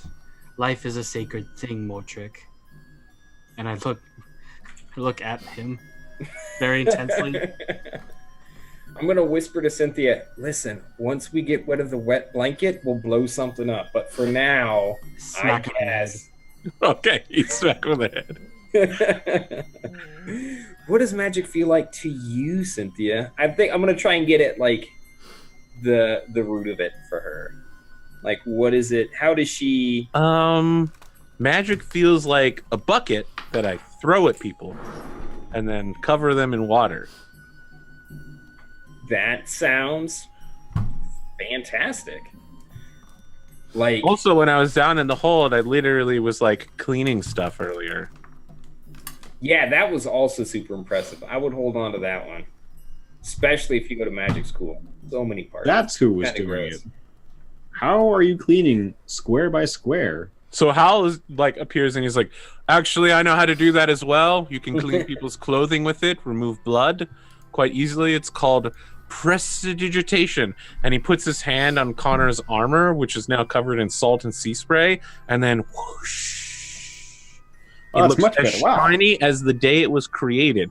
It looks better than when you got it fitted to you. Huh. That's Just remove fantastic, Hal. This is very impressive what you come to be able to do. I like the new you. I like Hal's just like, ever since I accepted that dark fell bargain from the Leviathan god, I feel like I've become a new person. Yeah, It it's sounds like definitely- you really did. I feel like you've made some good choices You're recently. way more useful now than you were to us before. I mean, I wouldn't I say don't that. know that. When you said that, he's like, I don't know that that's positive. So he pulls out his book and goes to write something in it, and when he opens it, the whispers get kind of loud, and you just hear like, everything comes to an end. The Dark Lord is waiting. Everything. What's that? What? He's Okay, just like, what- oh, this is just my tome of secrets, tome of shadows. It's a Can I book. see it? Will you give it back? Yeah, I'll give it back. Okay, so he hands it over to you. The leather feels really weird. You're pretty sure it's not leather of any creature that you've ever like seen killed and skinned. I kind of like hold it up and like kind of like if it feels strange, I'm gonna sniff it, or you know. Oh, it definitely feels strange. You sniff it and it smells like seawater. Seawater. Okay. It smells cold too. Where'd you get this, Hal? He's like, well, I woke up and I had it. That's not how books get made. Well, I assumed it had something to do with, you know, exchanging part of my soul in a pact for great power and knowledge. You got to do what you got to do, Hal. It's totally okay. So I opened up the book and start flipping through it, trying to read it. So at first you can't read anything that's in it. Yeah. It's just like weird runes, and then the runes reassembled themselves, and it says, "Cazador shall be lost. He will break. One day this too will come to pass. Know then the secrets of the future. Your doom shall be upon you, Cazador the White Knuckle." This book, it's full of shit. I mean, I'm just gonna- He closes the book and he's like, "I'm not sure you're supposed to be reading this."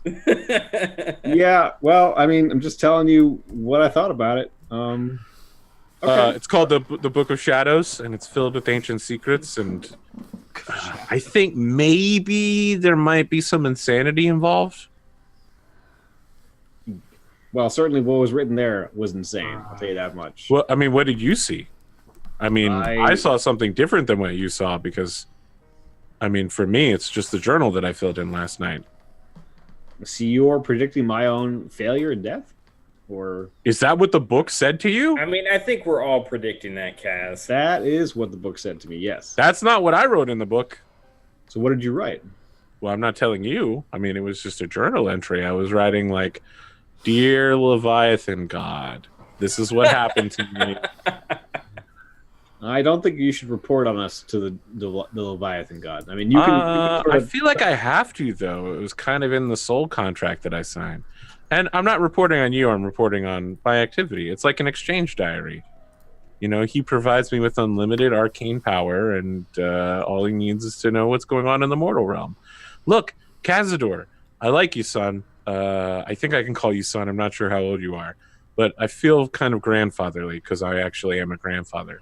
But listen, son, if this book said weird stuff to you, I feel like maybe you should be concerned.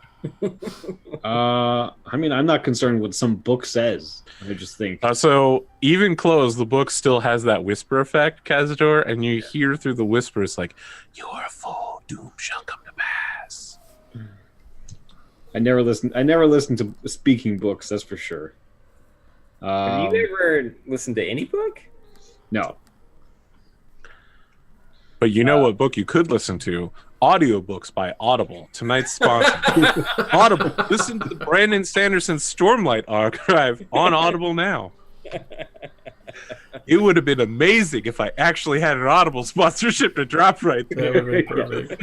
Everything good. Runa, what do you make of this? Hal seems to know what he's doing. He's lived his life. I was just like, oh, this is completely new to me. I don't. I pick apples for a living. I grow apples. I don't know anything about dark fell bargains with elder Leviathan gods, but yeah, I feel like I can reasonably navigate this. I'm sure there won't be any side effects or problems.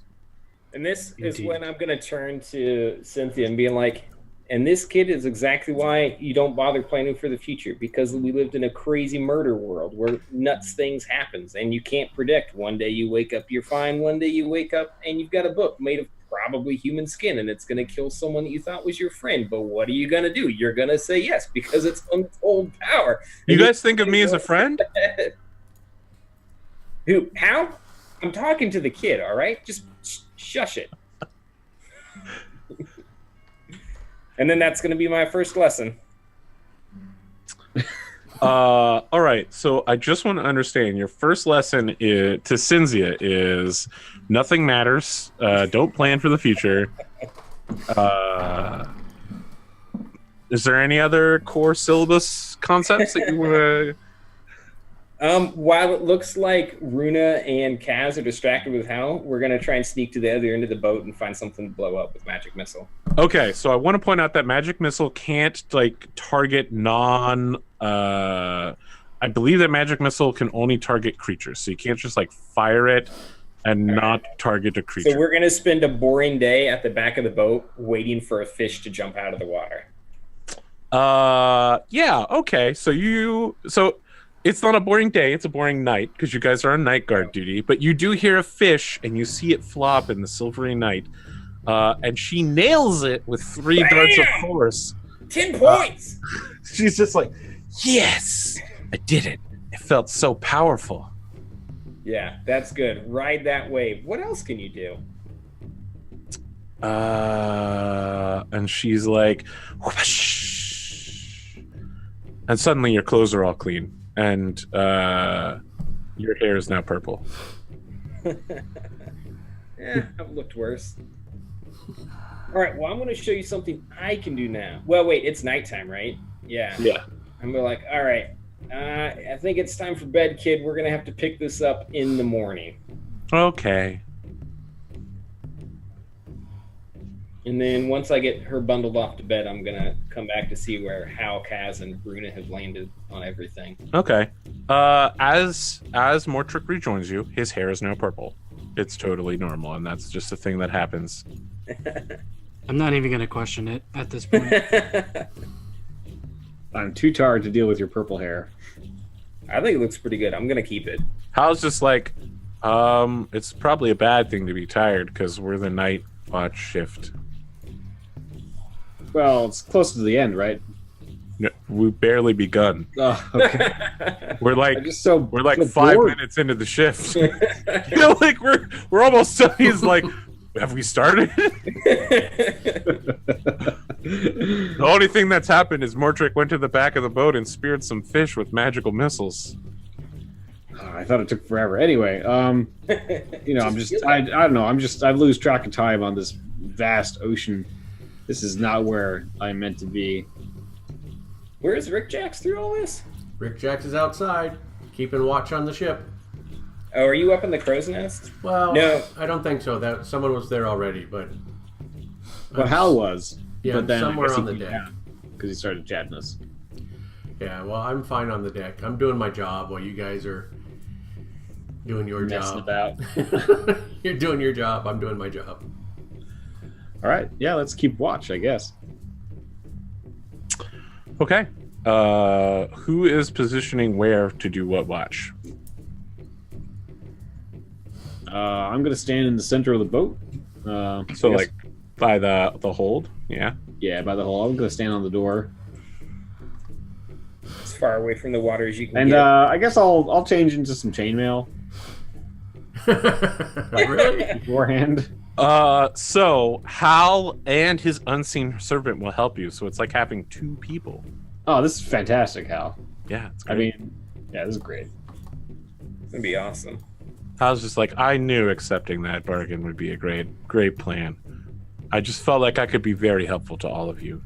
Look, just don't write anything about me in the book, and we'll be okay. No promises. So Rick Jacks, are you staying in the captain's quarters, or are you going to where the tiller and the Yeah, wheel are? I'm trying to move my On the upper my deck? token. Yeah. Are they locked down right now, or? No, I mean I can move yours. I don't. Yeah, put me up on the quarter deck in the back. I can't move my own piece right now. for some Do you have the select tool activated? reason. Yep. In the upper left hand corner of the arrow. Yep. Select move, just to be sure it is. And I click on it. Maybe I have to reload. Yeah, try that.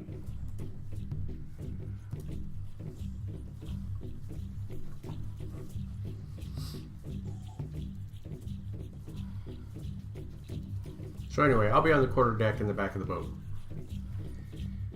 Where'd he go? I'll be at the front. Do you want me to move your token? You want to be at the forefront of the boat? Yeah, you can just move Okay. it. Is everyone at full health? Yes, 'cause you've had a long rest since the last combat. All right. It's been over 24 hours. Okay, Rick Jacks. can you make a perception check for me? I will. Let me get my hit points up. Mm-hmm. Skills, perception. I'm really gonna have to work on perception. No investigation. No, this is investigation. Would be like interacting with stuff. This is just looking around. Okay, here it comes.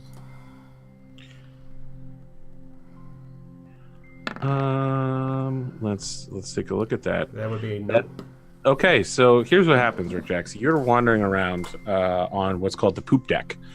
Not only do people poop off the back of the ship here, but it's where the tiller is, it's where the wheel is. So you look forward, you're looking out over the rest of your party nostalgically. The man at the wheel just kind of was like, calm night. And then he makes like a weird noise for a moment. And when you look back, he's gone and you hear a splashing noise. And then you are surrounded by huge green elfin aquatic people. So let's go ahead and roll for initiative. Shit.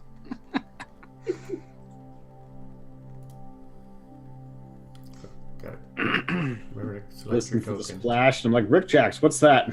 Well, I would have told you, except I would have told you, except I got locked in combat by the stupid GM. yeah, and I rolled a 1 for initiative, Oh, wow. Yeah, that's...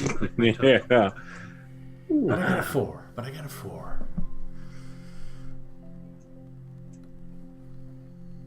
All right, hopefully that isn't too loud. Mood music? You might call it battle music. Done by friend of the show, Drummer Boy. Let's do this. Oh wow, they're up first, man. Rick Jacks. All right, we'll have to do this one by one. This guy is going to rush past Rick Jackson, leap down onto the deck. So he drops down here. Wait, are we on the wrong? Oh no, I see. And rushes toward Cazador. So he's like a weird mix of like a frog person and an elf. You turn and see him just as he slams into you with the spear. What's your AC, Cazador? Something ridiculous, right? Well, now it's because I'm wearing chainmail. Let me check. I think it's going to be... What is that noise? You don't hear the battle music? That's the mood music. It's battle music. I don't hear music. It's just like scratchy electronic noises.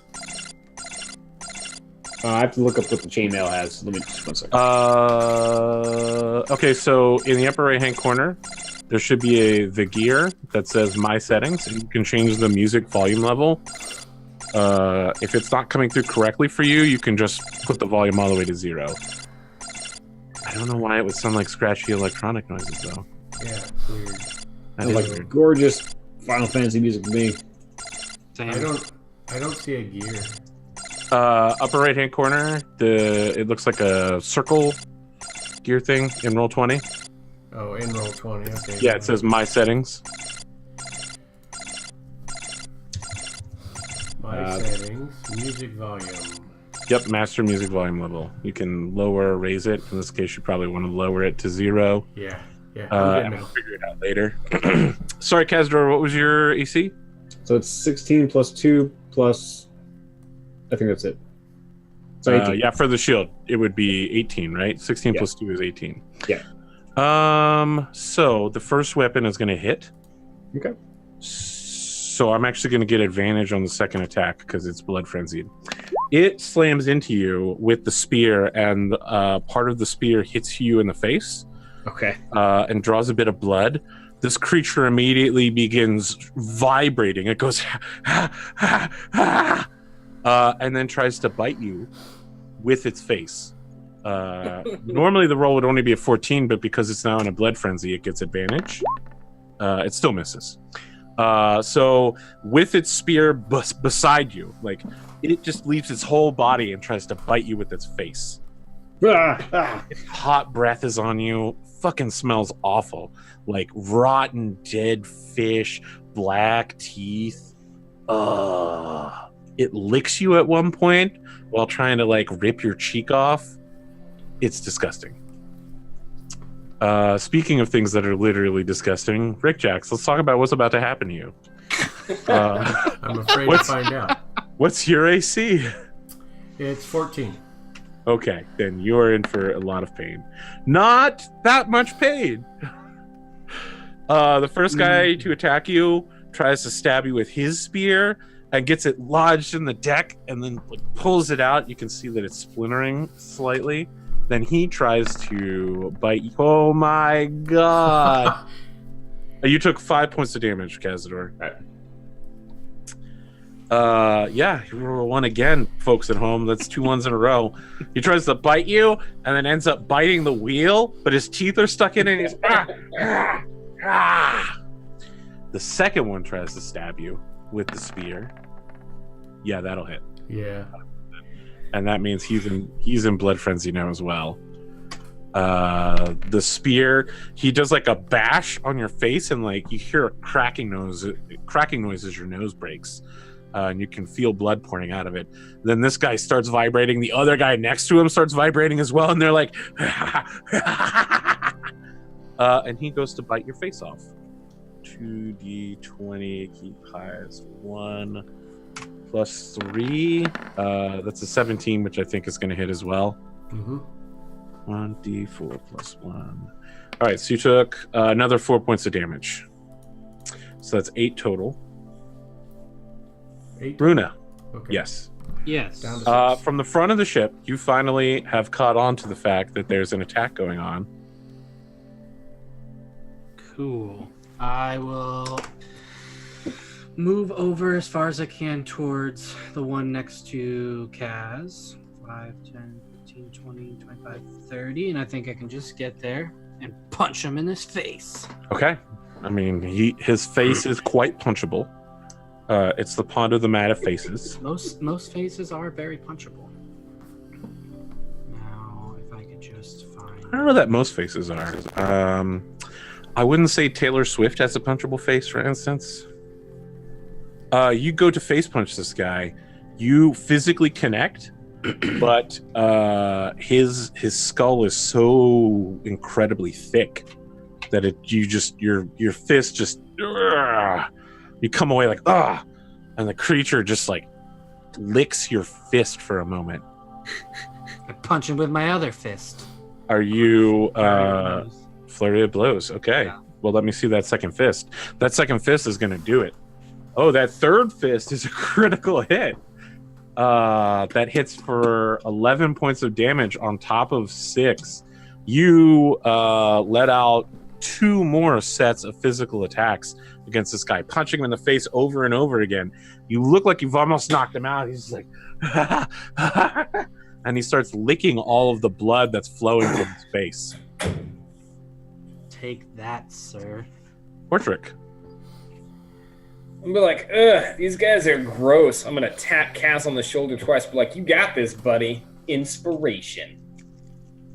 Okay, you spend your action giving him bardic inspiration. I think it's a bonus. Okay. All right. So Yeah. you have a d6 that you can throw towards an attack roll, saving throw, etc. And I can use that at this turn or any turn? Any turn, at any time, At any time. Okay. for the next 8 hours. Yeah. Cool.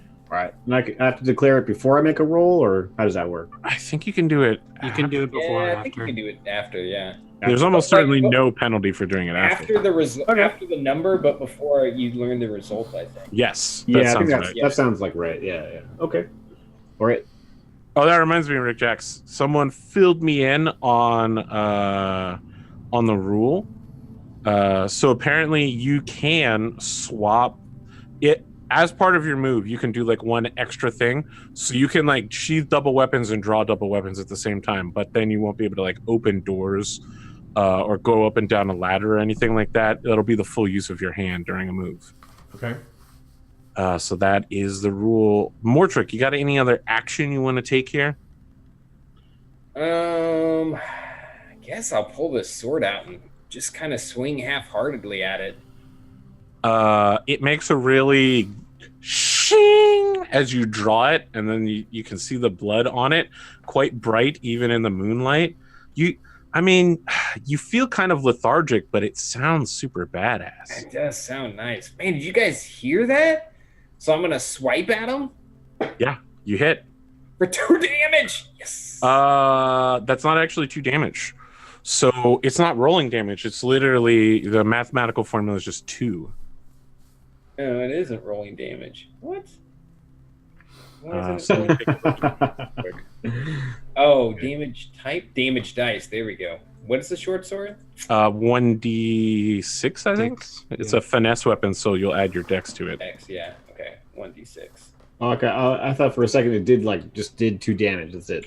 No, so it didn't have a dice to roll, so it Didn't didn't. have a roll. dice and didn't Yep. have. I Yeah, got you. go ahead and click it again. We'll take the damage from that. Cook it real good. 4 points of damage, and unfortunately, you burn that critical roll. No! I should Yeah. have saved it for later, because that's how numbers work. You slash him across the face, and now he's got this huge scar across his face, over his eye, down over his broken nose, to right above his weird elven-y lip. It's bleeding profusely. This guy looks like he's on his last legs. He's slowing down. But like, I'm not gonna lie, that felt pretty good. I'm gonna sheathe my sword again.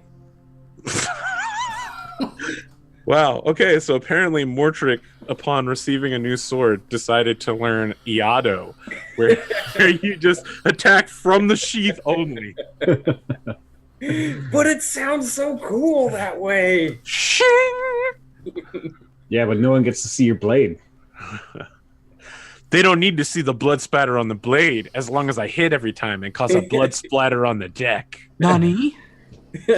Nani? Oh my. Nandekoya? Watashi? Shinderu. Did you just Shinderu me? I guess, as a monk, you'll eventually be able to do that, right? What's it called? Quivering palm or whatever? Something like that. Yeah. Rick Jacks, speaking of somebody who's about to die, let's talk to you. You're alone on the upper deck facing 2 guys. Yeah. You're injured, and that seems to excite them into a new level of frenzy. All right, so I'm going to attack the one to my immediate left. Okay. And Maybe a tactical retreat might be in order. that's my cunning action. Okay. Disengage is my cunning action. Yep. Okay. So let's see this attack, and then we'll do that disengage thing. That will physically hit, but not deal any damage. So you stab at it, and you hit its weird chest armor Okay. and bounce off a bone. And then, then how much motion can I do with the disengage? Your normal movement speed. So you So can leap down the ladder without any loss of movement. So it'll just be 5 foot to just jump Okay. down. 1, 2, 3, 4. Well, we'll go 4. I'll stay behind this guy. Oh, I don't know how much they can move. 5, 6. Can I go right there on the edge of the boat? Yep. Okay. So you jump down, you run along the edge of the boat. Okay. I assume that you're crouching low at the same time, pulling out your hand crossbow. Yeah. Sounds good. Now I'm going to stick with my weapons, but that's it for now. Kazdor. I'm ready. I'm ready to go. Let's do this. You are? You are? Yeah. All right, I'm curious. Show me the power of your dice rolls. Be forthcoming. All right. So what is it you're doing? Is it a Warhammer attack? Yeah, Warhammer, straight to the face. Trying to knock out his teeth.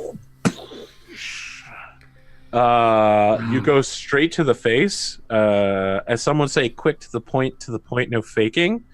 But instead of cooking an MC like a pound of bacon, he blocks with the spear and your hand can't come down anymore. So you're like, and you hit his spear and then you're just stuck there. You have to pull your hammer back. I think He that's actually it for hits my you in turn. the face with the butt end of the hammer, or with the butt end of the spear. So you're stunned a little bit. Yep. At the end of the round, the ship has no one at the till, and the sails are still fully lofted. So it continues to move in a relatively straight line for now at full speed. I want to remind you that you are in a twisting cavern of sharp rocks and things you can collide with. But who's driving the ship? No one is driving the ship. The person who was driving the ship was killed at the beginning of combat. Oh, I didn't know. He was stabbed and thrown overboard. Damn. Okay. Speaking of being stabbed and thrown overboard, let's talk to Mortrick. As the first thing that happens is... You're just so good at that. I would say I'm good at it. I'm going to go left to right, starting with Mortrick getting, spear stabbed. How's an 18? Yep, that's going to get me. All right, so now he's going in a blood frenzy against you. So you take 5 points of damage. All right. Then he goes for the bite. A 21, I think, is going to hit as well. That is also going to hit. All right, so he doesn't physically nick you with the spear, but he does keep using it as like a bludgeoning weapon, and then he slaps the tail end of it against your face, and you go, ugh! And while your head is knocked sideways, he opens his ungodly jaws, from which belches forth a horrendous noise. Yeah! And he goes and just starts grabbing you and like kiss licking your neck, and it draws some blood, and it's slimy and cold and gross. But at least I'm not paying for it this time. Eventually you manage to force him away, but you can see that your blood is on his lips. Right. Kazdor, the rest of the team, the guy that you're facing, oh god, he's in a blood frenzy. I don't know that he can actually retreat. I think he's just gonna, even though he's nearly dead, he's gonna double down on trying to kill Kazdor and eat him. So you're injured. So Come on. He has blood frenzy against you. Spear attack first. No. 20, I think, will hit. Yeah. He looks torn between retreating and biting your face off, and then eventually settles for distracting you with a few and then reaches forward and also gets you by the neck with his jaws and starts sucking blood out of your jugular. And you're just like, oh shit! By the white gods of the dwarves! Runa, are you injured? No. All right, then no blood frenzy against you yet. I don't think a 13 is going to hit with the spear. No, my AC is 50. 15, then the bite will hit as well. This guy gets his mouth on your neck for 2 points of damage. He's licking his lips. Your precious orcish earth ganassi blood seems to excite him more than anybody else, and he barks out a laugh. Sit in, Tyrannos. And you can see that your incredibly dark blood on his lips just, he's like super creepy and weird now, on top of trying to murder you. Awesome. It's your turn, Runa. Yeah. So, don't know what he said, but I'm gonna punch him in his face. Do you speak Sahagin? No. I didn't think so. No. It's not a story the Jedi would have told you. Where's the wheel on this ship? The wheel is at the back. Back. Okay. Where Rick Jax Up was. one deck at the back. Yeah, that's where Rick Jax was. All right. I am going to. Oh shit. Go. I'm going to reposition here, and then So how are you repositioning there? Because if you staying within 5 feet. I'm just gonna go around him. So if you go around him, you lose contact with this guy, which means he gets a reaction with you. Okay. Can I disengage from where I am but disengage towards the back? Yes, but disengaging is an action. Right, but I can use a key point to do it. Only so. That's right. As a bonus action. Yeah. Yeah. Okay. Yes. So I'll do that and then try to get as far Now you back can as freely move wherever you want. Yeah. All right. So you go running past. How far can you disengage? So disengage just means that when you move, you don't provoke any movement penalty for the rest. Got it. I can do my full movement. So Yes. I'll go all the way back to the wheel. Yep. So you scramble up the ladder. You get to the wheel, but that's it. You don't have time to like lay hands on the wheel. You don't have time to maneuver the ship. You just get to it, and we'll see what's happening with the wheel in a moment because it's feeling a little free. Mortrick. And Speaking of you're people that wearing are, your chainmail, aren't you, Kaz? he would like not to die this time. Yeah. What is around us? Is anything metal around us besides his chainmail? I mean, there's plenty of iron rings around the ship where the extra ropes run through. Lots of nails from all of the fitted. All right. I'm just gonna shing out my sword again. I'm gonna cast Cure Wounds on Kaz. And be like, Just keep in mind, I got second wind. what's that do? Oh, that's like a free hit dice. I got a heal, so Yeah. Yeah. I don't think I can disengage then to get over to Rick Jacks. Okay, I'm gonna cast Healing Wounds on myself then. I'm gonna yell at Kaz, be like, "Don't let me die, you son of a bitch!" I can only do so much. You know how it is. You need the tank to taunt them off you. And I'm just gonna yell as loud as I can, trying to wake up anyone below deck. Boarders! Boarders! Boarders! Send how. Sit down. Rick Jacks. All right. So I'm going to move over one. Attack the guy in the middle below Cazador. And so first attack.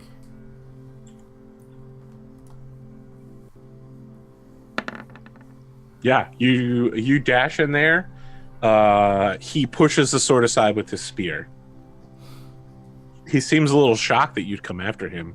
And then he like spins his spear around, points it in your direction.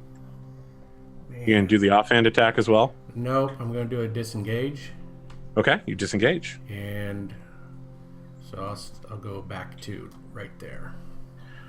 Okay, Cazador. You can hear someone below you. Now that Mortrick's called out, you know that Hal's about to pop out of the hold that you're standing next to. Am I sitting on the hole? You said before that you were standing near the hold. Okay. I mean, if you want to, you could hold it closed by just standing on top of it.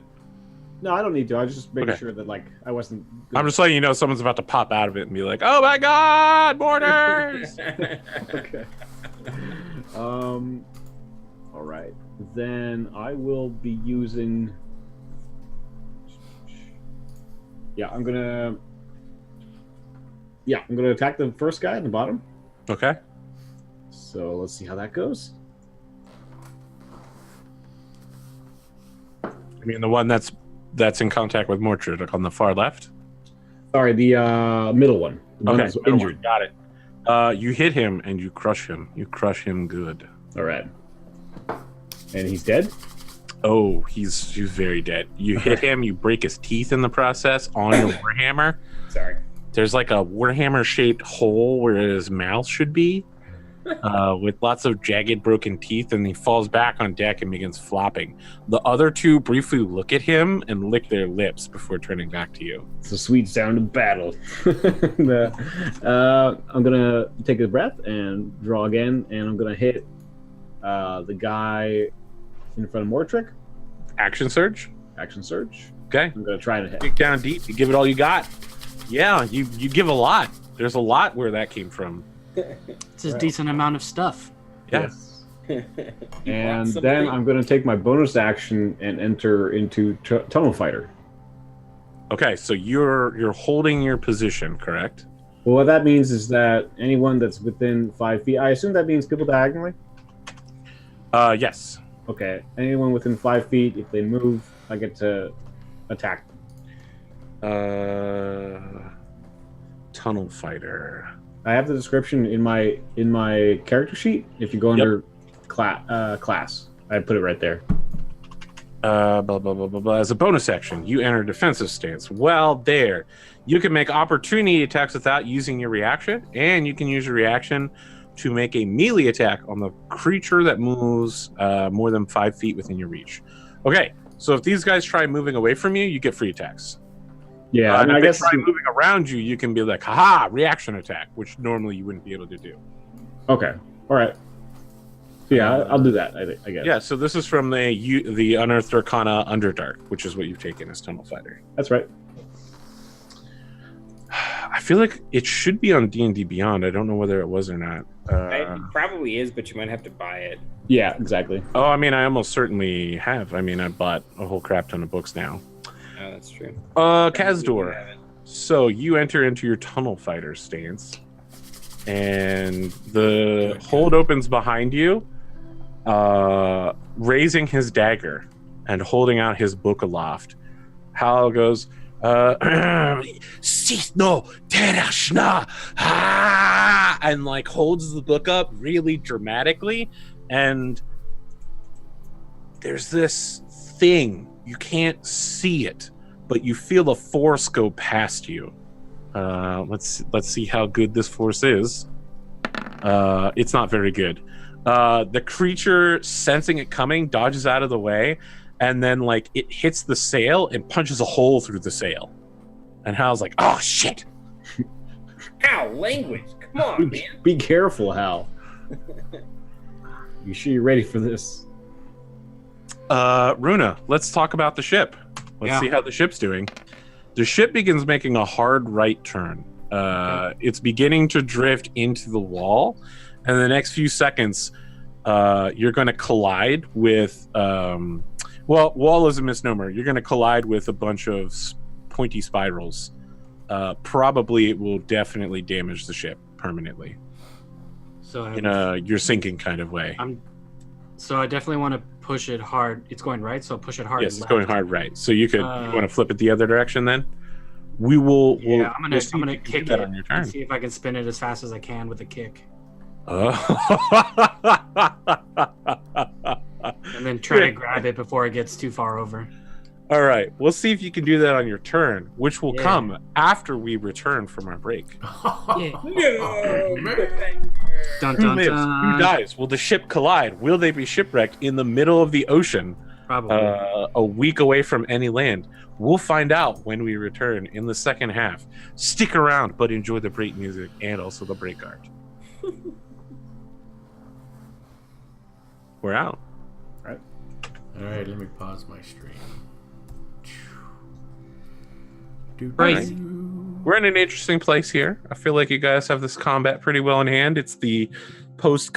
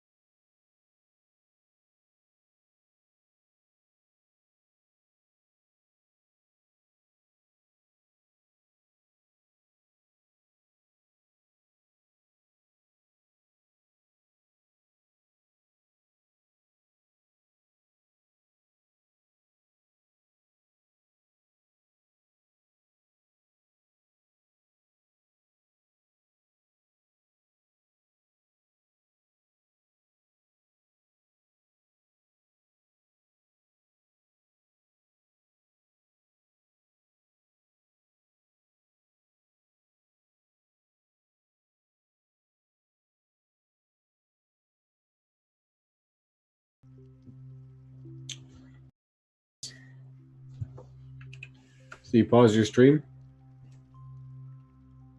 Okay, cool.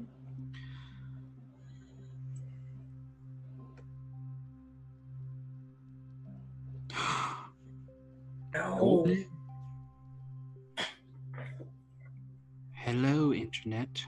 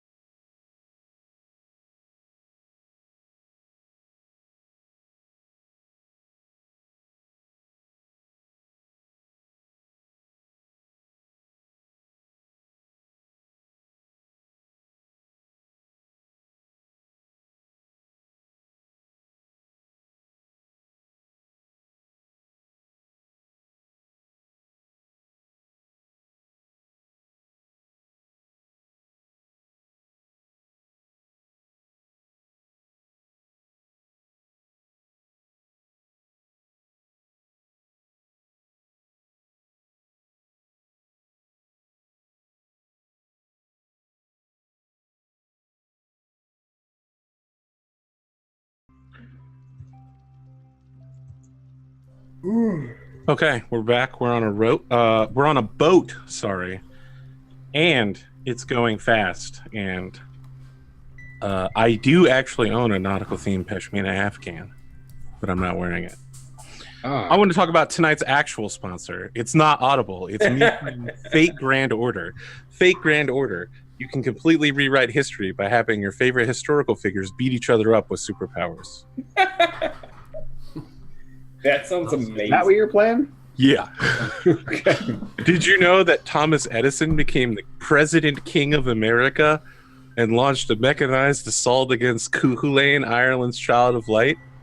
Only in Fate Grand Order can you make your dreams possible. Look, when James Moriarty ripped out the heart of Sherlock Holmes, I was like, damn, this is a dope storyline, y'all. All right, speaking of a dope storyline, let's talk about how Cazador is getting stabbed to death. Actually, Cazador, I'm gonna throw you a freebie here. Okay. If you'd like to use your reaction, a dude moves more than 5 feet past you as the guy chases after delicious Rick Jacks. Yeah, I'm gonna use it. Okay, you use your reaction attack. You slam out a Warhammer as this guy's just like creeping after Rick Jacks. Nice. Yeah. You punish him for his unnecessary movement.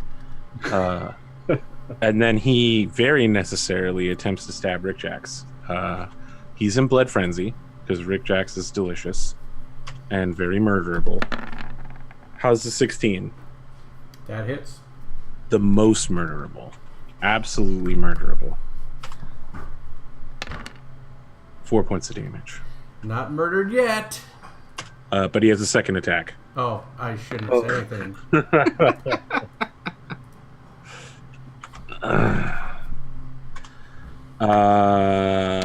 Another 2 points of damage as he bites you on the neck again and sucks some blood. Actually, I don't think you've been bitten yet, so now you too get to feel the cold, slimy tongue of Elf Frog Justice.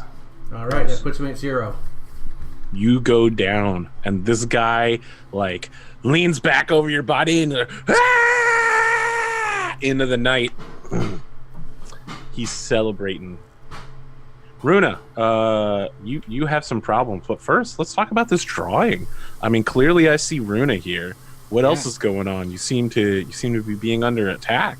Yeah, by some zombies, skeletal zombies. Planet Chaos was talking about it earlier, and I was like, yeah, I could draw some zombies. That sounds fun. So that's I like the zombie swordsman here. That sword is fucking dope as shit. Yeah, Yeah. that's awesome. Yeah, it's really It's nice. magic sword. magic sword. We want. I mean, look, It's, that's some very advanced sword craft. I want to point out that the tapered blade is so that the blade doesn't get vacuum sealed inside of people when you stab them. It's very advanced swordcraft. It didn't come out until like the latest eras of blade usage. People couldn't figure out why stabbing someone wouldn't let you pull a blade out of their chest. Very weird. interesting. And here I just thought it was cool. Uh, Learn it's something new every day. super cool. Speaking of super cool things, what super cool thing will Runa do to keep the ship from Oh. colliding Oh, with? I yeah. thought we were gonna check in with Mortrick. Damn No. it. More tricks next. Since she would just got out of the range on her last attack, she's going to try to kick the wheel to spin it in the opposite direction and then catch it before it could go too far over. Okay. Do you have vehicle proficiency? I do not. Then simply make a strength check. Okay. You will need to hit a 11. Strength, just a flat strength check. Just a flat strength because you don't have proficiency at piloting a ship. So it's a save or It's just a strength roll. all right. So 1d20 plus 2. You sure you don't want to pre-roll like 50 20s real quick? Just get them out. No. You kick it so hard, the wheel spins a whole shit ton. It slows down, and you grab it before it can start to turn back, and you feel the whole ship lurch. No one is handling the sails right now. So as the ship's turning, it loses speed as the wind is no longer behind it. That's fine. Yeah, you just, I wouldn't say Tokyo drift. You straight drifted, narrow drifted. I yanked on the handle a little bit, you know. I don't actually remember what I called this body of water, the sea that it's in. I'll have to come up with a good ocean name. I feel like the narrow ocean would be a dumb name for an ocean. Mortrick. Speaking of things with dumb names. That was very mean. I know. You didn't deserve that. You didn't deserve that. But not everybody does. Not everybody does. Oh my god. Tell me what you got going on. I'm still just yelling as loud as I can, trying to wake up the crew. And I'm gonna take the hit to get away from that guy. Okay. And Yeah. if I'm not dead, I'm gonna. Are you at kill full health? Rick Jacks. Yeah, I'm at full health. Okay, so he doesn't get extra bonusy. 11 is not going to hit you. You run over, you kneel down beside Rick Jacks, you lay a hand on his head, and you heal for a lot. You heal for a lot. Damn. Rick Jacks, you immediately shake awake. This dude is still over your body, like doing a weird dance. I'm holding his hand, Rick Jack's hand, and we're like, in my culture, this isn't considered anything at all.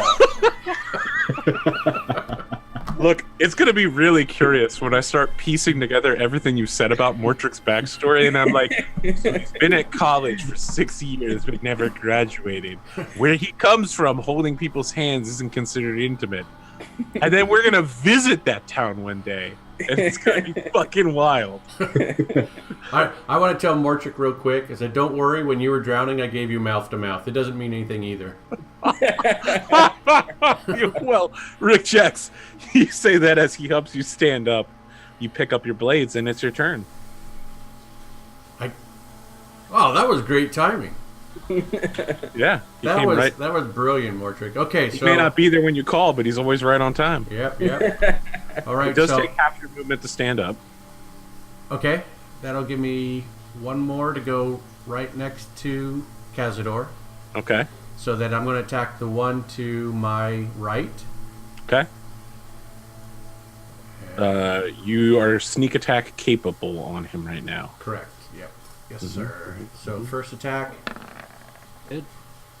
20 will hit for 4. Would you like to sneak attack? Now, am I able to decide if he is dead first and then sneak attack, or I just have to decide? I think you have to decide ahead of time. Okay, I'll sneak attack. Yeah, he's definitely not dead from a 4 damage hit. Okay, and then I should know this by now, but slash R or R slash? Slash R. Slash R. 1d6. R slash will get you on Reddit. Slash R will let you roll. Okay. 4 more points of damage. So he's bleeding now as you strike him with your larger sword, which is not to say that it is a particularly large sword. It's just large for you.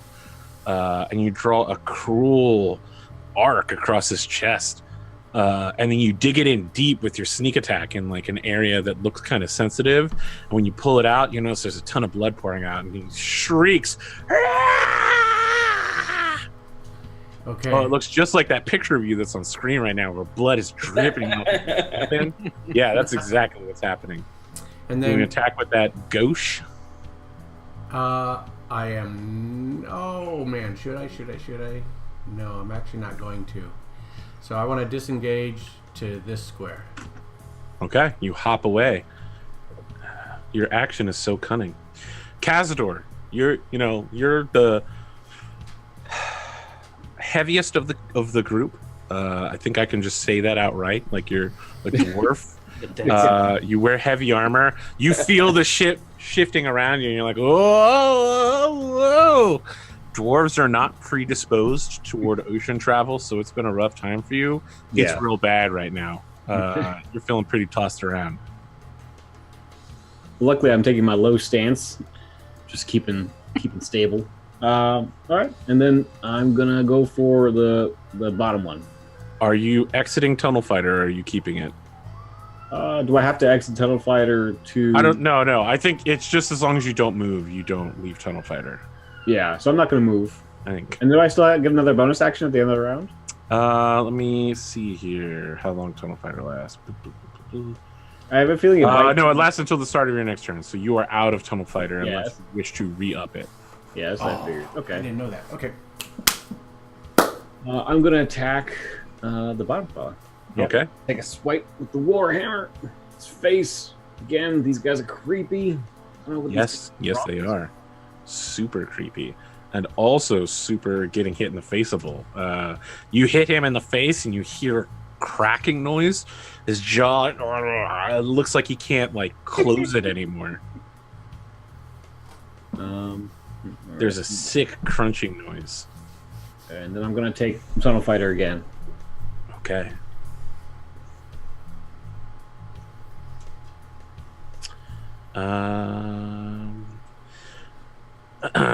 So it's your boy Hal.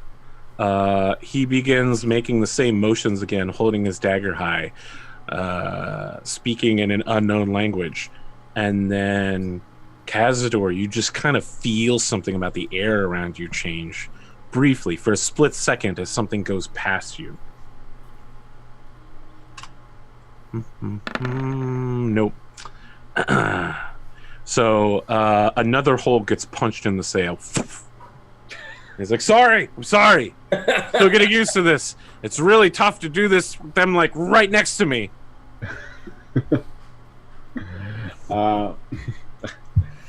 Just be careful. Just be careful. Okay, we need that sail.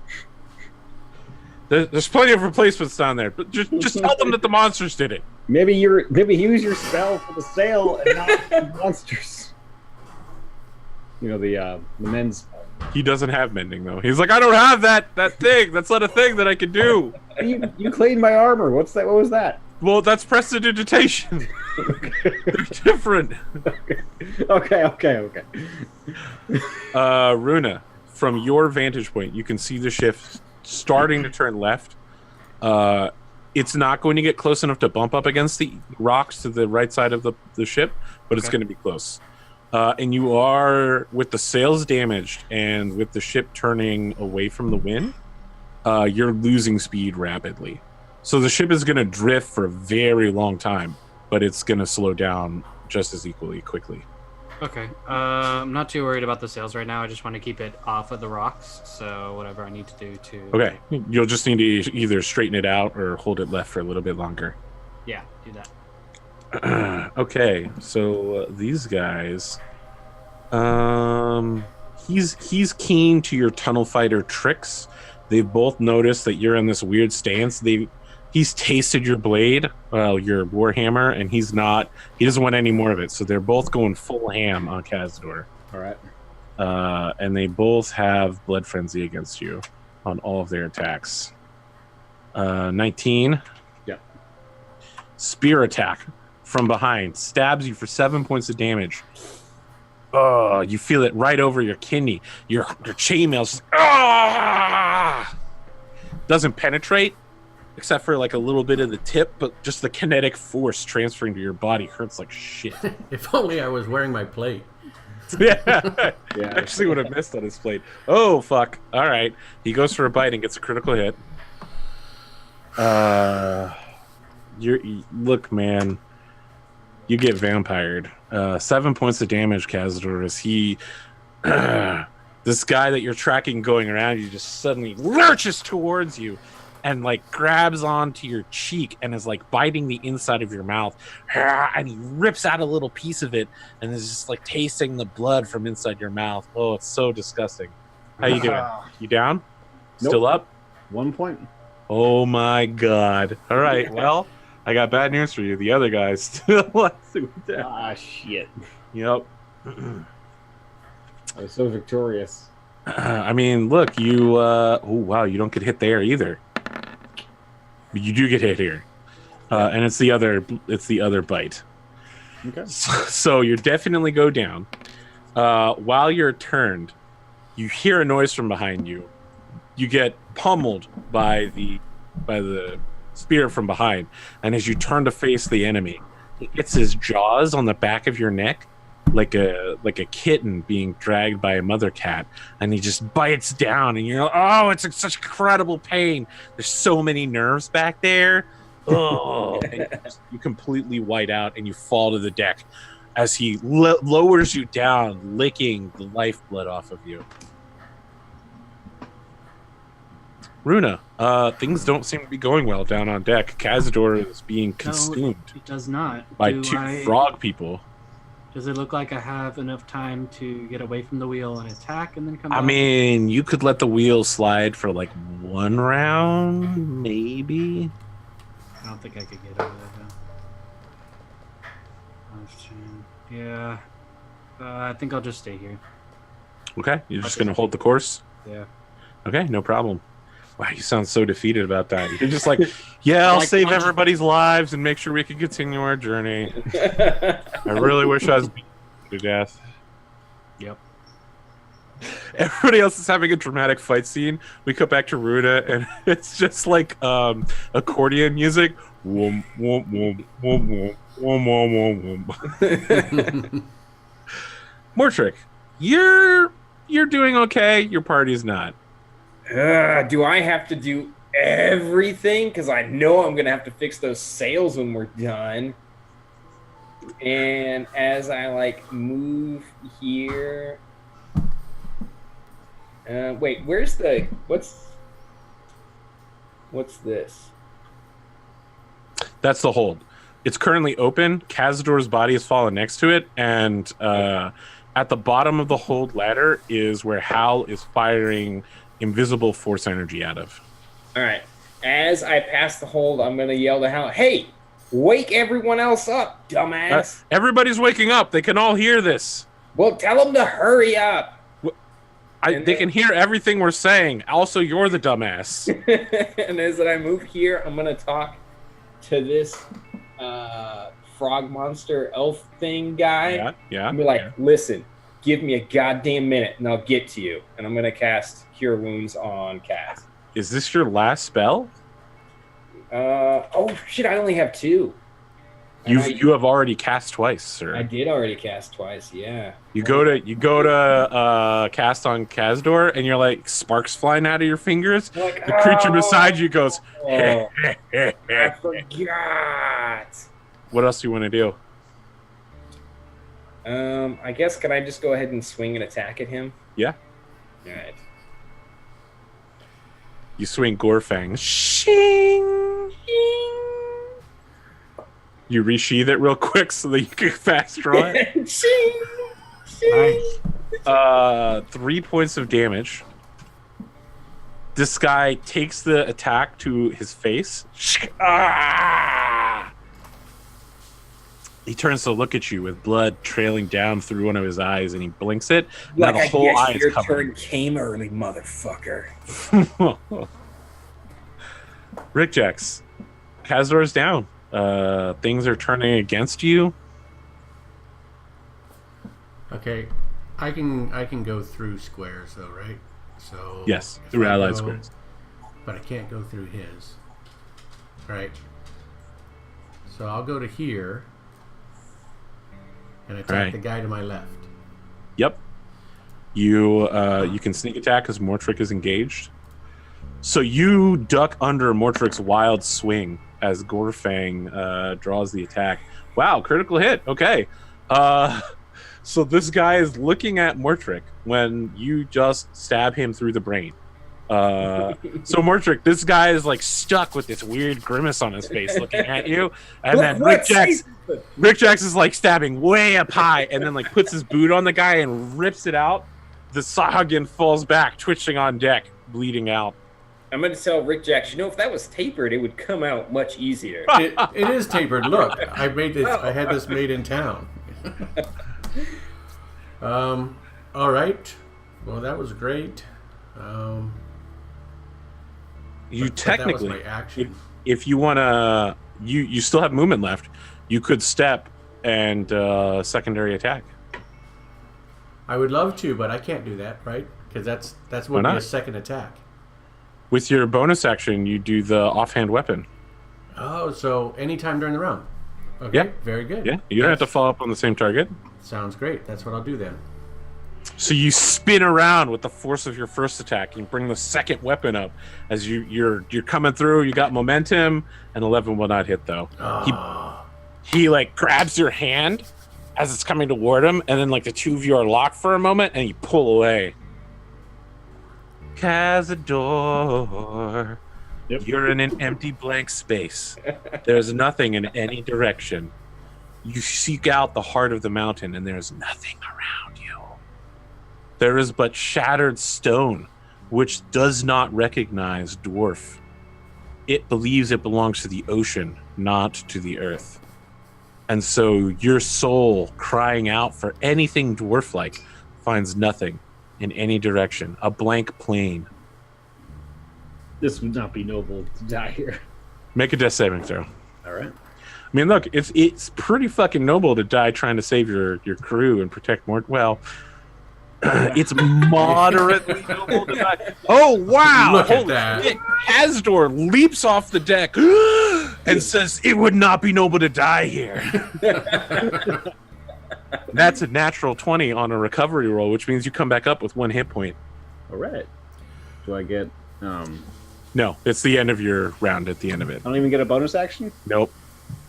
Sorry, your whole round is recovering. You're actually gonna have to spend movement to stand up next round. I just thought it'd be cool to have you be like, Hal is going to fire off another one of his energy beams. Nope. Another hole through the sail. All three of you feel it as it goes past you, and then the sail just rips. There's 3 fist-sized holes in the sail now. The sail is just like wildly flapping. Runa, you got the ship pretty well straightened out for now. You like aim it so that the next time it needs to turn is in like 2 minutes, going around the next curve. That's 20 rounds. You're muted. Yeah, that's a lot of time. So, can I get over there? Oh, sorry. It's actually their turn. I was just telling you Oh, gotcha. what was updated with the ship. For sure. It's stabbing time, and the person that's getting stabbed is Kazdor. He hungry, and Kazdor is delicious. So delicious, he goes back down. 6 points of damage. You drop, and then he's gonna turn and try to eat Rickjack. Rickjack, you also have damage on you right now. Yeah. Let me see where I'm at. So yeah, I've got Okay. 9 points left. Oh yeah, blood frenzy. He bites your face for 5 points of damage. All right. There's like sharpened teeth marks, like needles on your cheek as he gets in there, and you feel the wet of blood, and also from his weird tongue. Gotcha. Runa, people going down left and right. Kazdor is back down again. He briefly said something super cool before getting stabbed in the gut again. Yeah. 5, 10, 15, 20, 25. I don't think I can get all the way over there, but I'm gonna try. 5, 10, 15, 20, 30. So I can get right behind Rick Jacks. Yes. Mm, If you have any more key points left, can't you use like Step of the Wind or something to? I only have 2. Okay. Yeah, you guys blow through that stuff really fast. Yeah. I'm just gonna stand over Kaz in a protective stance. I know I don't have any key points left, but I'm gonna hold my action. If there's You could drag Kazdor's body away if you wanted. Oh yeah, I'll do that. But doesn't Yeah. that provoke an attack of opportunity? No. It does not. Then I'll do that. I'll drag All right, you drag Kazdor away. There's like a line of blood on the deck where his body gets dragged over. Mortrick. All right, to me.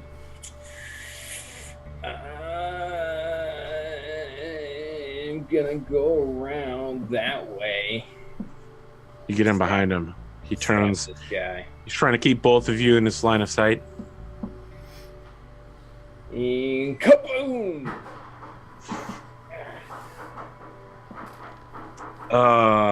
As you slash with Gorfang, you briefly feel a surge of power. You stab him through the gut in the process. Roll an additional d6 for your critical damage. Yeah.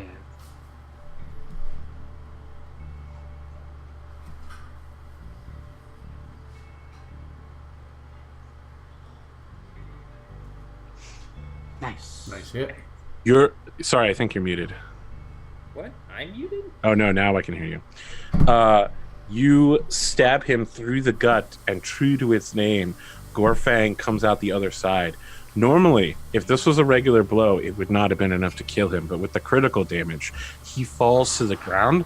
The blade slips off of him, and you could swear for a moment that all of the blood that should be on the blade is gone. Interesting. The blade drank it. All of the enemies are down. Within the next few minutes, more crewmen become coming up, helping to handle the ship. I'm gonna climb up and start casting mending on the sail. It will take you, I believe, 10 minutes to accomplish this. It's 1 minute per 1 minute. 1 minute, yeah. Yes. Okay. As I climb up, I'm going to yell down to Hound, thanks a lot. I was just trying to be helpful, like a good hireling. You know what? I'm not going to attack stuff anymore. I'll just make meals and read stuff and speak languages. I can apparently speak a new language now. It's pretty cool. What language? Elfish? I'm pretty sure it's abyssal, so the Yeah. language is demons and water creatures. No big deal. Didn't Vortrick have to wait an hour though to cast the spell? I assume to get the spells back. No, it's a cantrip, so he can cast it anytime, an infinite number of times. Cool.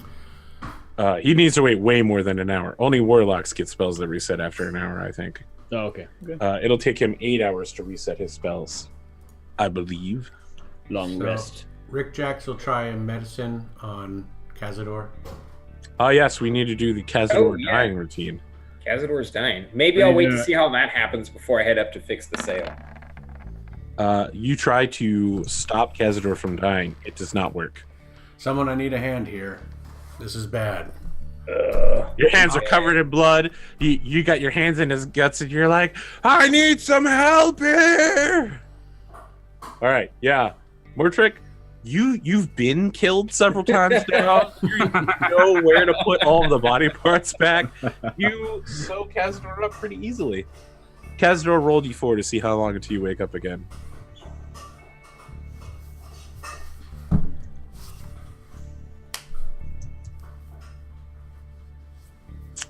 I want to ask you a question, Cazador. Can you tell me about your relationship with your father? Dang it. I mean, I haven't quite gotten there in terms of the backstory. I mean, I'm asking you now. You know, we can freestyle this. If you don't know anything, we'll skip it. But if you got like, Cazador was a good kid, he always listened to his dad, or Cazador was a rebellious shit, He was a good kid. he ran away and joined the military. No, he was a good kid. He was always pretty like even though his dad was sort of a dick sometimes, you know, he was always willing to listen. But his dad died kind of early, fighting like the tunnel menace that was facing his town. So Cazador, the next time you die, you briefly awoke and threw yourself back into combat before being stabbed again. Now you're sitting on a bench in a tunnel. Everything is lit by glowing fungi, and there's a tankard in your hand filled with passable dwarven ale.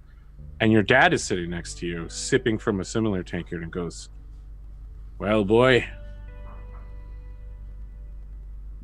and just sips at it.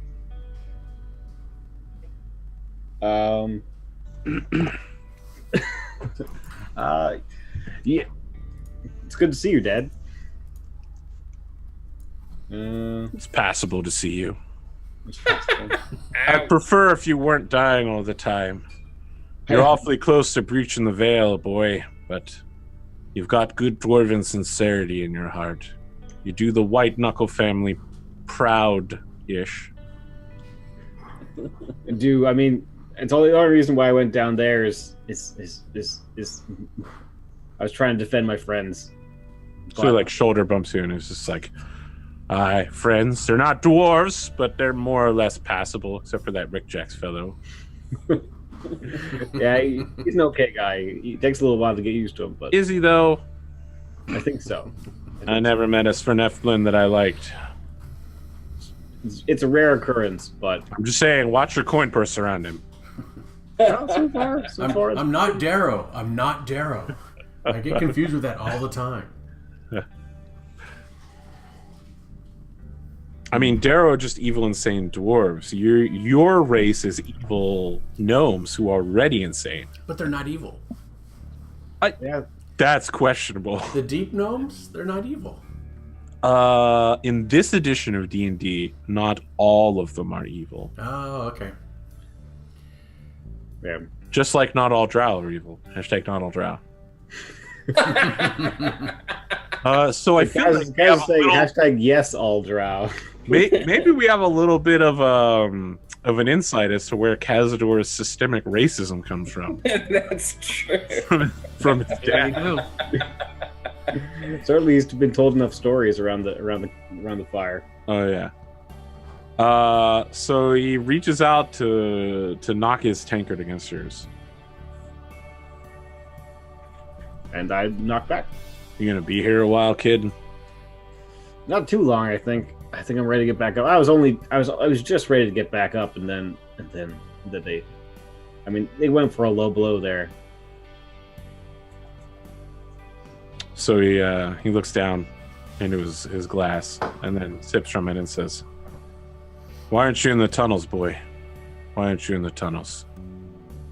The tunnels are gone. You're so far from the stone. You're so far from the clan. What are you doing here?"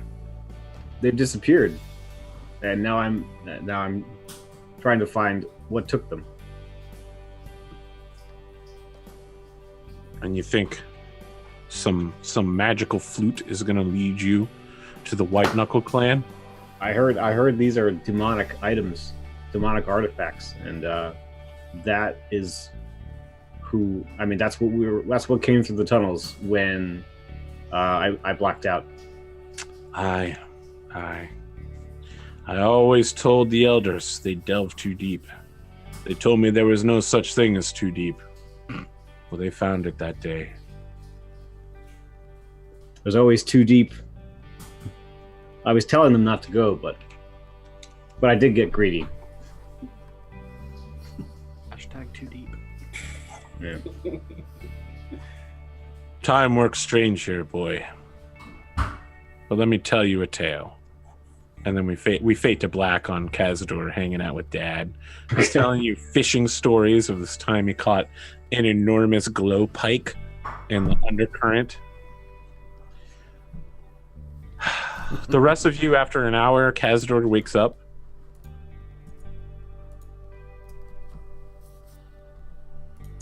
The ship is, I wouldn't say in total chaos, but it's all hands on deck, including the captain, who finally retakes his captainy stance. He still hasn't slept since since you entered the narrow strait, so he's running on like 2.5 days no sleep. You don't understand half the things he's saying. You occasionally catch the word landlubber. None of you are particularly nautical, so you don't understand what a windlass is, but he keeps shouting that word quite a bit. You continue moving at a pretty good pace, and with Mortrix's repair of the sails, you are now able to keep moving. Were we able to do a short rest? Do we get hit points with a short rest? Yeah, you can take a siesta on deck. The crew are willing to allow you to stand down from your watch for a little while to rest. Hal brings up some water and some apples and some bread, and also some nice dried meat. Looks like beef jerky. How many hit points do we get with a short rest? You can spend hit dice in order to recover. So you have as many hit dice as you have levels, and then you roll them to see how much hit points you get back. So that'd be 2. Yes, you can roll up to 2. So you could just be like, I will take 0, 1, or 2. All right, I'll do 1. Okay. And you recover them at half your level a day. So after a long rest, you'll get 1 back. So was I awake before the short rest started? I feel like you're waking up. It triggers the short rest. Okay. So can I do a second win before I do the? Sure, why not? You're just like, yeah!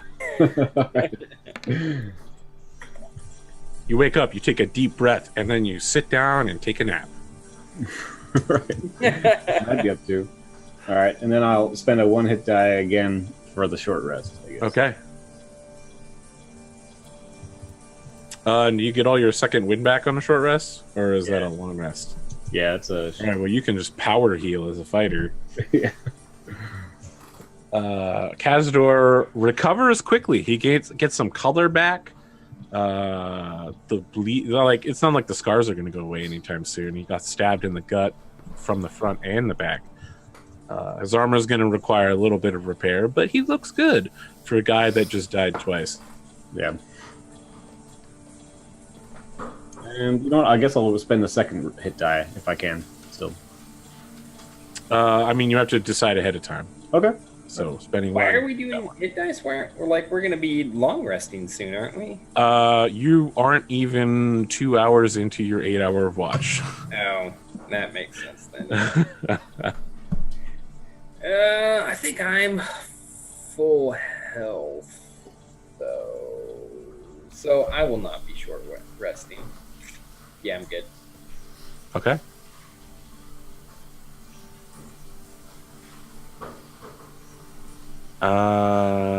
The night continues onward. As dawn rises, you all are dismissed to head back to sleep, but everybody else stops the boat. They anchor rather than trying to make the last run. The captain's just like, men, I know we're all exhausted. There's no way we're going to make the run like this. I can see half of you can't stand straight, and not a man of you should feel ashamed of it. We've been under attack constantly, but I think we finally outrun the merfolk if Sahagin are coming aboard. The two nary get along. We'll keep a light watch, a skeleton crew, as it were. We'll all just go to sleep. Everybody go the fuck to sleep. I know you're not thirsty. That's bullshit. You're lying.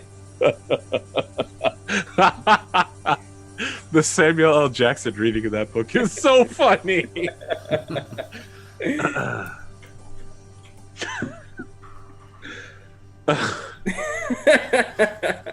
I'm losing it.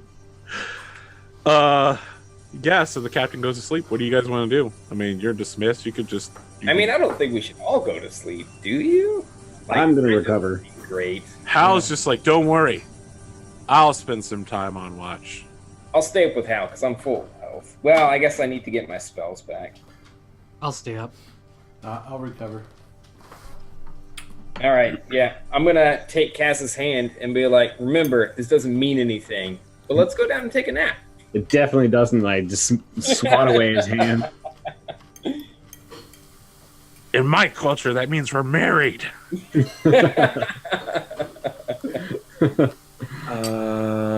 You get your key points back on a short rest, so yeah, you're actually pretty good, Runa. Yep. I mean, we already know you're pretty good at combat, but you're also good at readiness now. Nothing happens during the day watch. So right around afternoon time, most of the crew begins crawling out of bed. They seem to be, if not completely refreshed, then at least in better shape than days after days of work with no sleep, and constantly being woken up during attacks. Breakfast is hearty, lots of protein. The last of the ship's eggs are used to make omelets for everyone.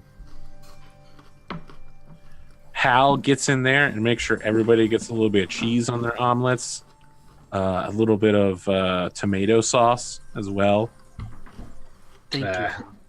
Thanks, Al. I also need your help getting back into that plate armor, I think. So he's like, don't worry. I'll just have my boy, I don't have a name for him yet, but and he snaps his fingers, and then your plate armor begins like moving across the room and like attaching itself to you, strapping, like it's literally just like strapping itself to your body. While Hal is busy eating. And while you're eating as well. Like your armor. This sort of brings back some bad memories. Fitting itself. Oh yeah, that's right. You guys fought an anime. But I'll accept it. Because I get to eat while doing it.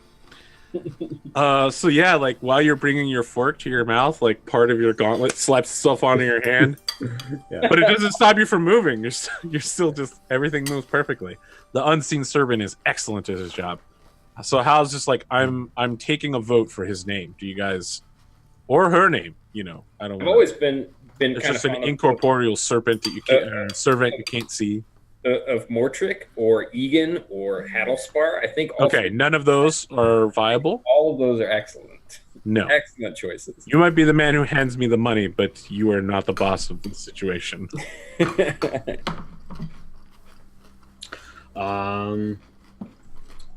Well, I mean, Hal, you know him best. We don't. I have known him as long as you have. Yeah, but how do you communicate with him? You just hand gesture? It's Think, and he does it. Let's just call him servant. He sounds kind of creepy. You know that, right? Sturvy. He's like, he looks shocked. He says, "How dare you?" The unseen servant is an ancient spell that has been handed down from master to apprentice. So you see this as like a butler type thing. Of course. Okay. Isn't that exactly what this? I mean, it's called unseen servant. I guess. Yeah. Consuela. I don't. It's not like he's very strong. I mean, he can only lift like 10 pounds. Very few dwarves would enter into servant service, so I'm not really familiar with people who. Oh, I'm sure there's been dwarven wizards who've used this spell before. I mean, I don't know of any, but Yeah, I don't think a fellow from Apple Valley would. he's just like, well, yeah, it's not like I'm an expert on dwarfness, but I mean, I do have some mystical secret knowledge now. And he like picks the book up, and you all start hearing whispers, and the crew are just like, "What's that noise?" He slowly lowers the book back down and lets it go. Yeah, about that. I think we're gonna have a chat about that once we reach Havens. At least, certainly, It's I'm very concerned. What are you concerned about? The whispers? Don't you hear the whispers? I do, but they only tell me, the future, secret knowledge. Look, sometimes you have to pay a price for power. I'm always suspicious of unearned power, and I don't know what price you're paying, but it So doesn't. he's just like, you think I haven't earned it? I've stood by your side over the weeks. I've stood where others have run. I've seen many warriors fall, and they haven't gotten nearly what you have gotten, and they gave their lives. I wouldn't say you quite earned this, but He's just like, I've worked my entire life. More Hard work in the Cass. field. what are you, Really? 60? You gonna He's start like, this at yes, breakfast? 60. Come on, man. Cass, just leave it be, I've Cass. known miners that worked in the mines for hundreds of years. Well, look, I'm not a dwarf, and I'm not going to apologize for not being one. I'm also not going to apologize for selling my soul for power, okay? It's fine. It's just a small part of it. I called out for help, and I found help from an unlikely place. As long as we're in his domain, it'll be fine. I'm sure that he watches out for us even now. Hmm. And what do you think? What do you make of those creatures that we killed? Well, they look kind of elfy. They don't look like your master in the dream. Oh, my master was like a giant serpent coiled around the world, whose body was the ocean. I don't know. What to, I'm going to make an insight check, I guess. Okay. What are you looking for? You want to know if he's lying? You want to know what? I want to know what the creature is. So I mean, insight check isn't going to tell you that. Okay. You could make a religion check. You could make an Religion check. arcana check. Okay. But like Cass, listen, lots of weird people worship weird things. That's how we live in the world we live in. That's why there are gods, because some people are stupid. Like, you're not going to be able to solve his problems. There's nothing stupid about worship. Only what's stupid is worshiping the wrong thing. Yeah, that is exactly what's stupid about worship. Okay. So Cazador, I don't know where you've learned this knowledge, but you've heard whispers of a god from beyond the fabric of reality. He's not native to this realm. The other gods shun him and try to restrict his power, for which he is known as Thurdor, the Chained Leviathan. It's said that the waves of the world are him turning in his sleep as he slumbers, attempting mightily to break from the bindings gods have placed upon him. His knowings are unknown to mortals. His motives are incomprehensible. He cannot be understood. Everything he does is madness. But he does offer great power from the secrets that he trades. It is known that cultists who worship him, or at the very least have been touched by him, can become so filled with ancient knowledge beyond the reckoning that they are mighty in combat. They bring out spells that no other have ever seen. They sometimes manifest things they could never know. Knowledge that has been lost to the ancient times. Can I do a history check just to maybe know the reputation of this god? I mean, Cazador hasn't told you this yet, out loud.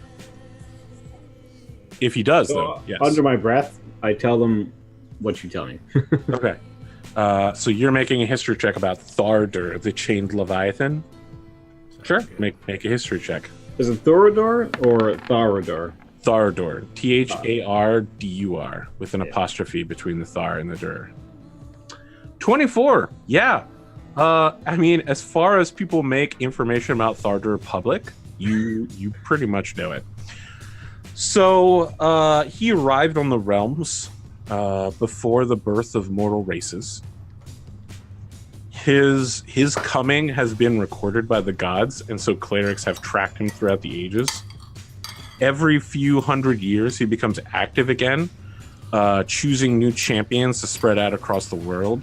They don't spread his word. No one actively preaches for Thardur, and they aren't particularly concerned with political power or anything like that. They seek ancient relics that are powerful enough to travel to locations where the bindings the gods have placed on him are weak and try to shatter it. Sometimes agents of Thardur have been known to fall on either side of conflicts. Sometimes they are seen as great saviors and champions, very powerful sages who show up in the nick of time and share their knowledge to turn the tide. And sometimes they're seen as horrendous villains who will stop at nothing to acquire artifacts of power and then shatter these bindings the gods have placed. Obviously, history is told from the viewpoint of the winner, and the viewpoint of the winner in this case is the gods and the clerics who follow them. So it is a thoroughly negative tale of Thardur, more or less. He is remembered as being a villainous serpent who has come from whatever realm he previously existed in, for whatever reason, to ruin this world. So, having told Rick Jacks what he knew from the religious check, he says to Rick Jacks under his breath, "I think we should burn the book."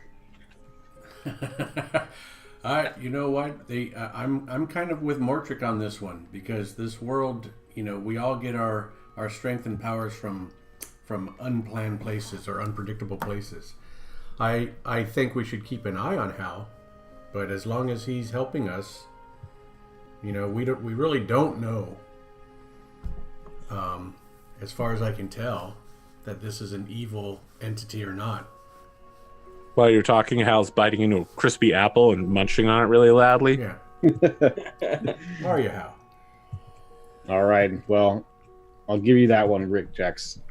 I guess we could let him see where this takes us. But so he wipes his mouth. See who takes what?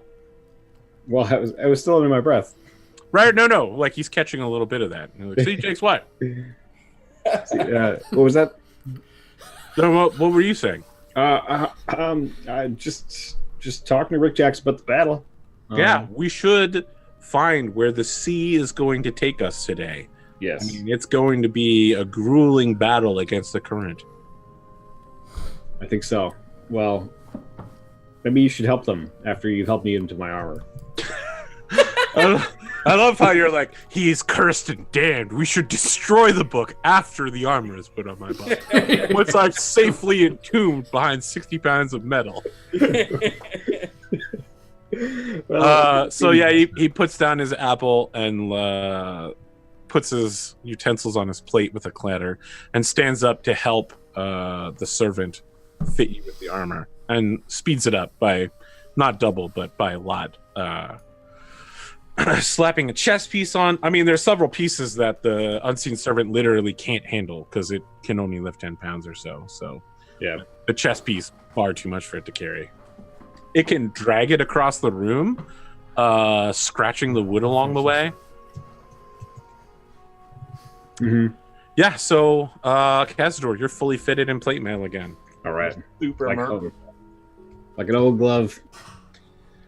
I mean, look, the plate mail feels great right up until you look over the side of the ship. Yeah. Tie yourself to the mast. Yeah. So you have some mobility. Total fighter. What is it going to be fighting some harpies? He's just like, I don't want to go in with the sirens. No. I grip my nets tight to my fist and I'm ready for any harpies. He's dying to use his nets. Are we? It's been a long while. Are we back at full health or? Yes. After a long rest, you're at full health, and any of you that use hit dice will recover one of them. Okay. So the ship prepares to enter into the drift, and I feel like that's a good place to end the session tonight as we see the anchor come up. And the ship begins gaining the speed it will need in order to make some of these turns. So let's see here. You guys each get 100 experience points, which I mean, I don't know that's a huge amount, but it's good. Doesn't that put us over the top? Yeah, it puts us over leveling. Wow, really? Yep. Yep. Oh, it that's does. right. You guys are so close. We were less than Wow, 100. we're hitting goals. I mean, very every nice. 3 sessions getting a level. That's pretty good early on. Now that you're all level 3, at the beginning of the next session, we'll roll for your new hit points, and we'll use the Stars Without Numbers system. So you'll basically re-roll all of your hit points, and if your new number is higher, you take that. It allows for people that have shitty rolls early on, like Mortrick, to try to get more average rolls over time. I was hoping for a laugh on the Mortrick thing, but okay, I just felt. I was thinking of the dice. So if you roll higher, you get the bonus, right? Because you get more hit dice. And if you roll Yes. lower, then you stay right where you're at. You stay where you're at. Okay. So you trade the ability to get a definite increase every level for being way more closer to the average arc, which is going to be half your hit die number plus 1. Mm-hmm. So on a D8, you're pretty likely to end up at a 5 at every level. Mm-hmm. Okay. Super averaging. Is everybody just taking one level in the class that they're already in again? Yes. Yep. I gotta start diversifying, but yeah, I am. I need that third level like I need air. Oh yeah, the third level's a biggie. So let me ask a question. Most of you are going to end up taking an archetype at this level, if I'm Yep. correct. Yep. Yep. Has everybody thought of what archetype they're going to take? Yep. Yep. I actually am super curious as to what Mortrick is taking for the college. Oh, you're gonna be surprisingly disappointed. The College of Hard Knocks. I don't think I don't think he qualifies for that yet. He might He's almost shortly died though. several times. That's true. That's true. After this combat's over, Mortrick realizes he didn't almost die, so he faints.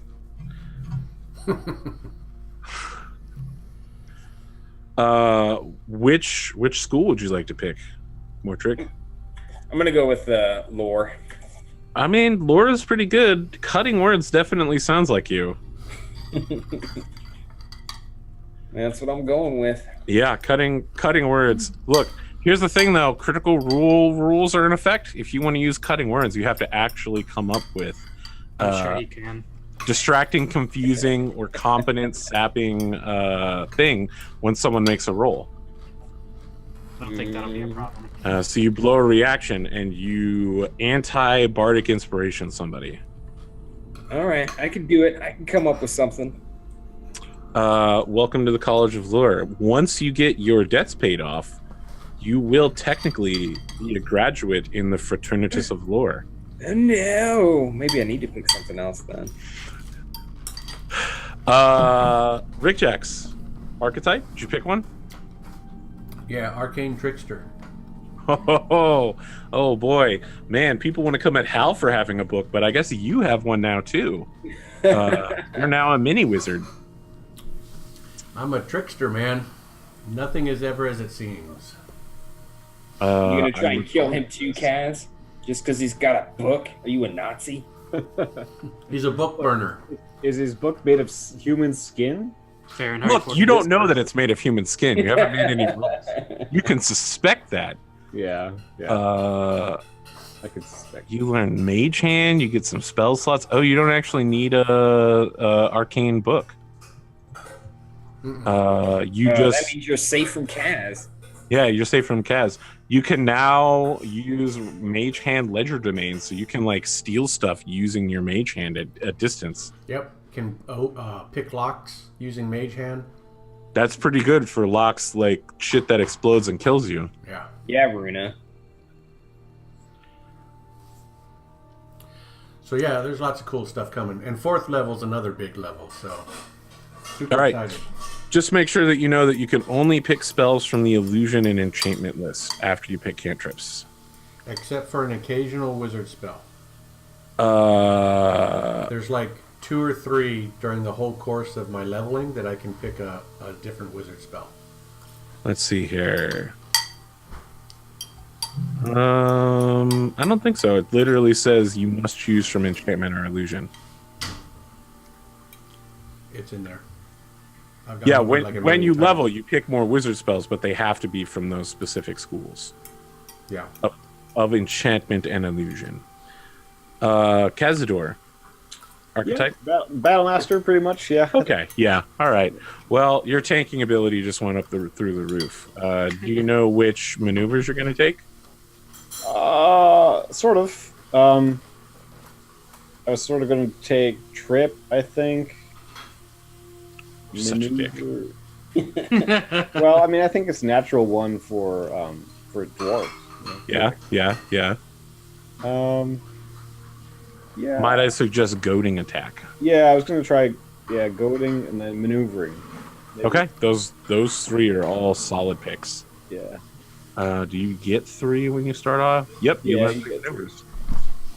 I might change those, maybe. So I'll read through them next week. You get a new artisan tool that you're proficient with. So Right. Yeah. I beyond think just which being a ones are there. mason, you now can be proficient in something else. Yeah. You're now a super fighter. Runa, do we? You were like, I'm gonna go with whatever archetype the story gives me. Have you figured out what that is now? No. Well, you have exactly 1 week probably to come up with that. Yes, I did. I mean, there's some I interesting have an choices. idea, but I don't really know. Way of the 4 Elements is universally considered to be fucking useless, though. Just as a quick tip. I don't really want to be an airbender or a fucking what are they called? Avatar. Avatar. Thank you. Yeah, well, it's also just basically useless in general. Yeah. Okay, all right. All right, I'm gonna take a level in monk, and that's what I'm gonna pick then. If you pick open hand and you get to 17th level, on the offhand chance we play for like 2 years, you do get that thing where you punch somebody and you can just be like, and now you die, and clench your fists and their heart explodes. It's called Quivering Palm. It's super badass. It used to be a thing all monks got. Thinking like, well, maybe Drunken Master. Ah, yes, from UA. Yes. Yeah. We haven't seen a lot of you being drunk lately, though. Just that one time. We've been on a ship. It's probably not. Look, if there's one place you're gonna get drunk, it's definitely on a fucking ship, man. That's true. You literally have nothing to do for 12 hours a day. Yeah, I might have taken a few swigs from that whiskey you gave me from the what's his face?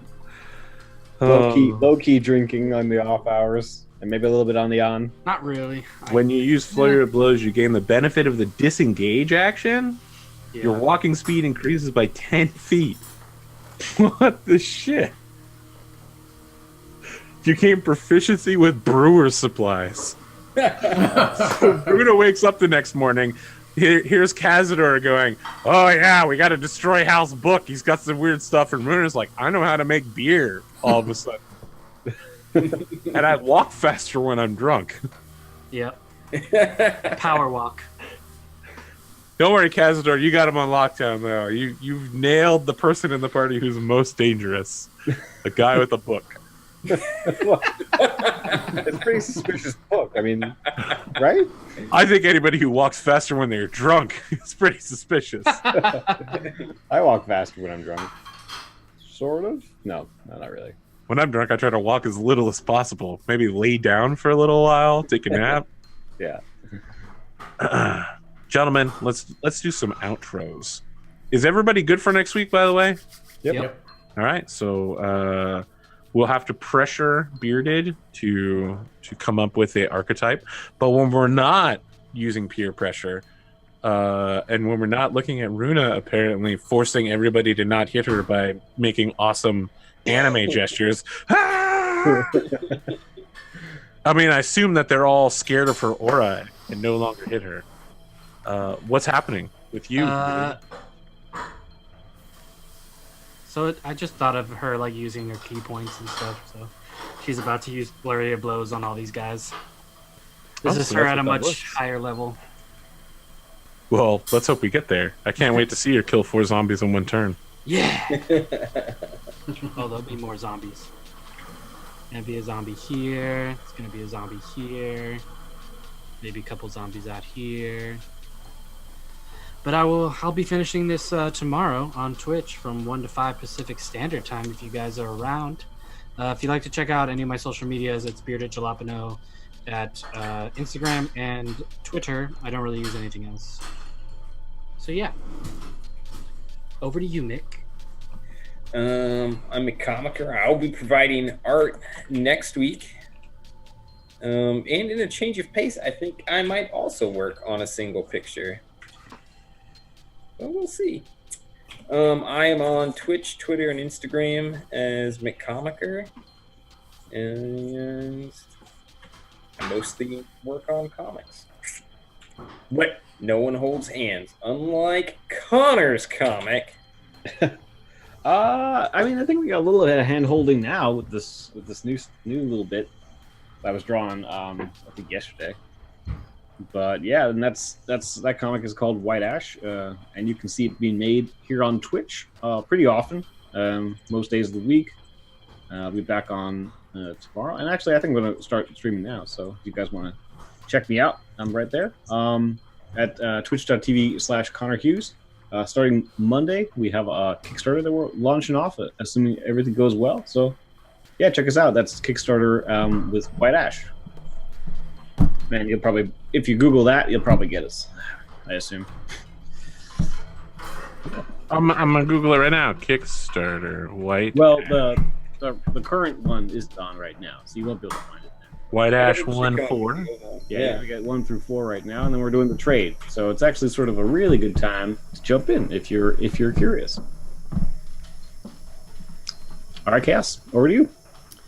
All right, so I'm Planet Chaos on Twitch, Chaos with a K. You can find me on Instagram, Planet Chaos _art. And actually, I'm Planet Chaos Art on Twitch as well. So I'll be streaming later as well, maybe in about an hour. And that's it. I draw That's D&D really- characters. I'm all about Where are you D&D at, right now. Planet? I'm West Coast. Oh, wow. So it's really not that late for you guys. No, not that late. Like 9 o'clock. All right, Bearded. Did Did No, go we did already? Bearded. Bearded was Yeah, we first. started with Bearded. I cannot even keep track. So that's everyone. AP, Yep. it's over to you. Oh, thanks. See, no, look, this is famous, right? Okeanos, the cast continuously forgot me to do my intro, and then they forgot to do it again in the finale. It was like the 20th episode. I've reminded them for like 10 episodes in a row to let me do my outro. Finale episode. They literally were like, all right, so we're done, right? And I'm like, I didn't do my outro. I'm not important here. I'm not an artist, but I'm going to be trying to convince these artists to let me bring another artist on. I really want to bring Aricido on, if you guys are cool with it. Don't let me pressure you on stream publicly. But off stream, I'm going to try to pressure you. Because his idea for the show when it started was that the audience would like ask about the art, ask about techniques, and I know that when he watches other artists, he's like, "Oh, that's cool. How are you doing that?" "Oh, like this brush might be a better one," or like he's so curious about people making art. If I had to say, he's not 100% a Connor, but the closest person that he can match is probably Connor. So I'd be super curious to have him on a Connor episode. Let's do it. Yeah, sounds good to me. Okay, all right, I'll talk to him about it. Are you up for drawing in like 2 or 3 weeks? Yeah. I don't know where we are in the schedule. I think after Mick, It's me next week and then Connor. Yeah. All right, so in 2 weeks. All right, I'll let him know. I'll let him know. That's my outro, is to talk about somebody else. Perfect. We'll be back next week to see how powerful these characters are and what is in store in the town of Havens, and what kind of magic lessons Mordric has along the way. I can't wait to see Mordric as a teacher. Mr. Haddlespar? Mr. Mort. Not Mr. Mort. Come on now. That sounds bad. That's what the kids call you when you're not paying attention. Oh, could you imagine calling a teacher by their first name with a Mr. in front of it? Oh, it just sounds wrong. It's like nails on a chalkboard. Ugh, yeah. When All I right. subbed, that's what they did. I wonder why they didn't respect me as a person. All right, we're out. I'm just gonna go ahead and host Connor here. If you're about to stream some Yeah, sure. Thank you. Connor Hughes. I'll hit the button shortly. Well, good game, guys. I'm really loving this art. I super love right hand guy with the sword. It's not just the sword, but also the fact he's super saiyaning the like six hairs he's got. Yeah. He's got that nice solid bone structure too. You know, it really sells me on the fact that he's like a super undead. Yeah. He's got I gotta that fix it. beefy right arm right there. I'm like, yeah, look at that. That's a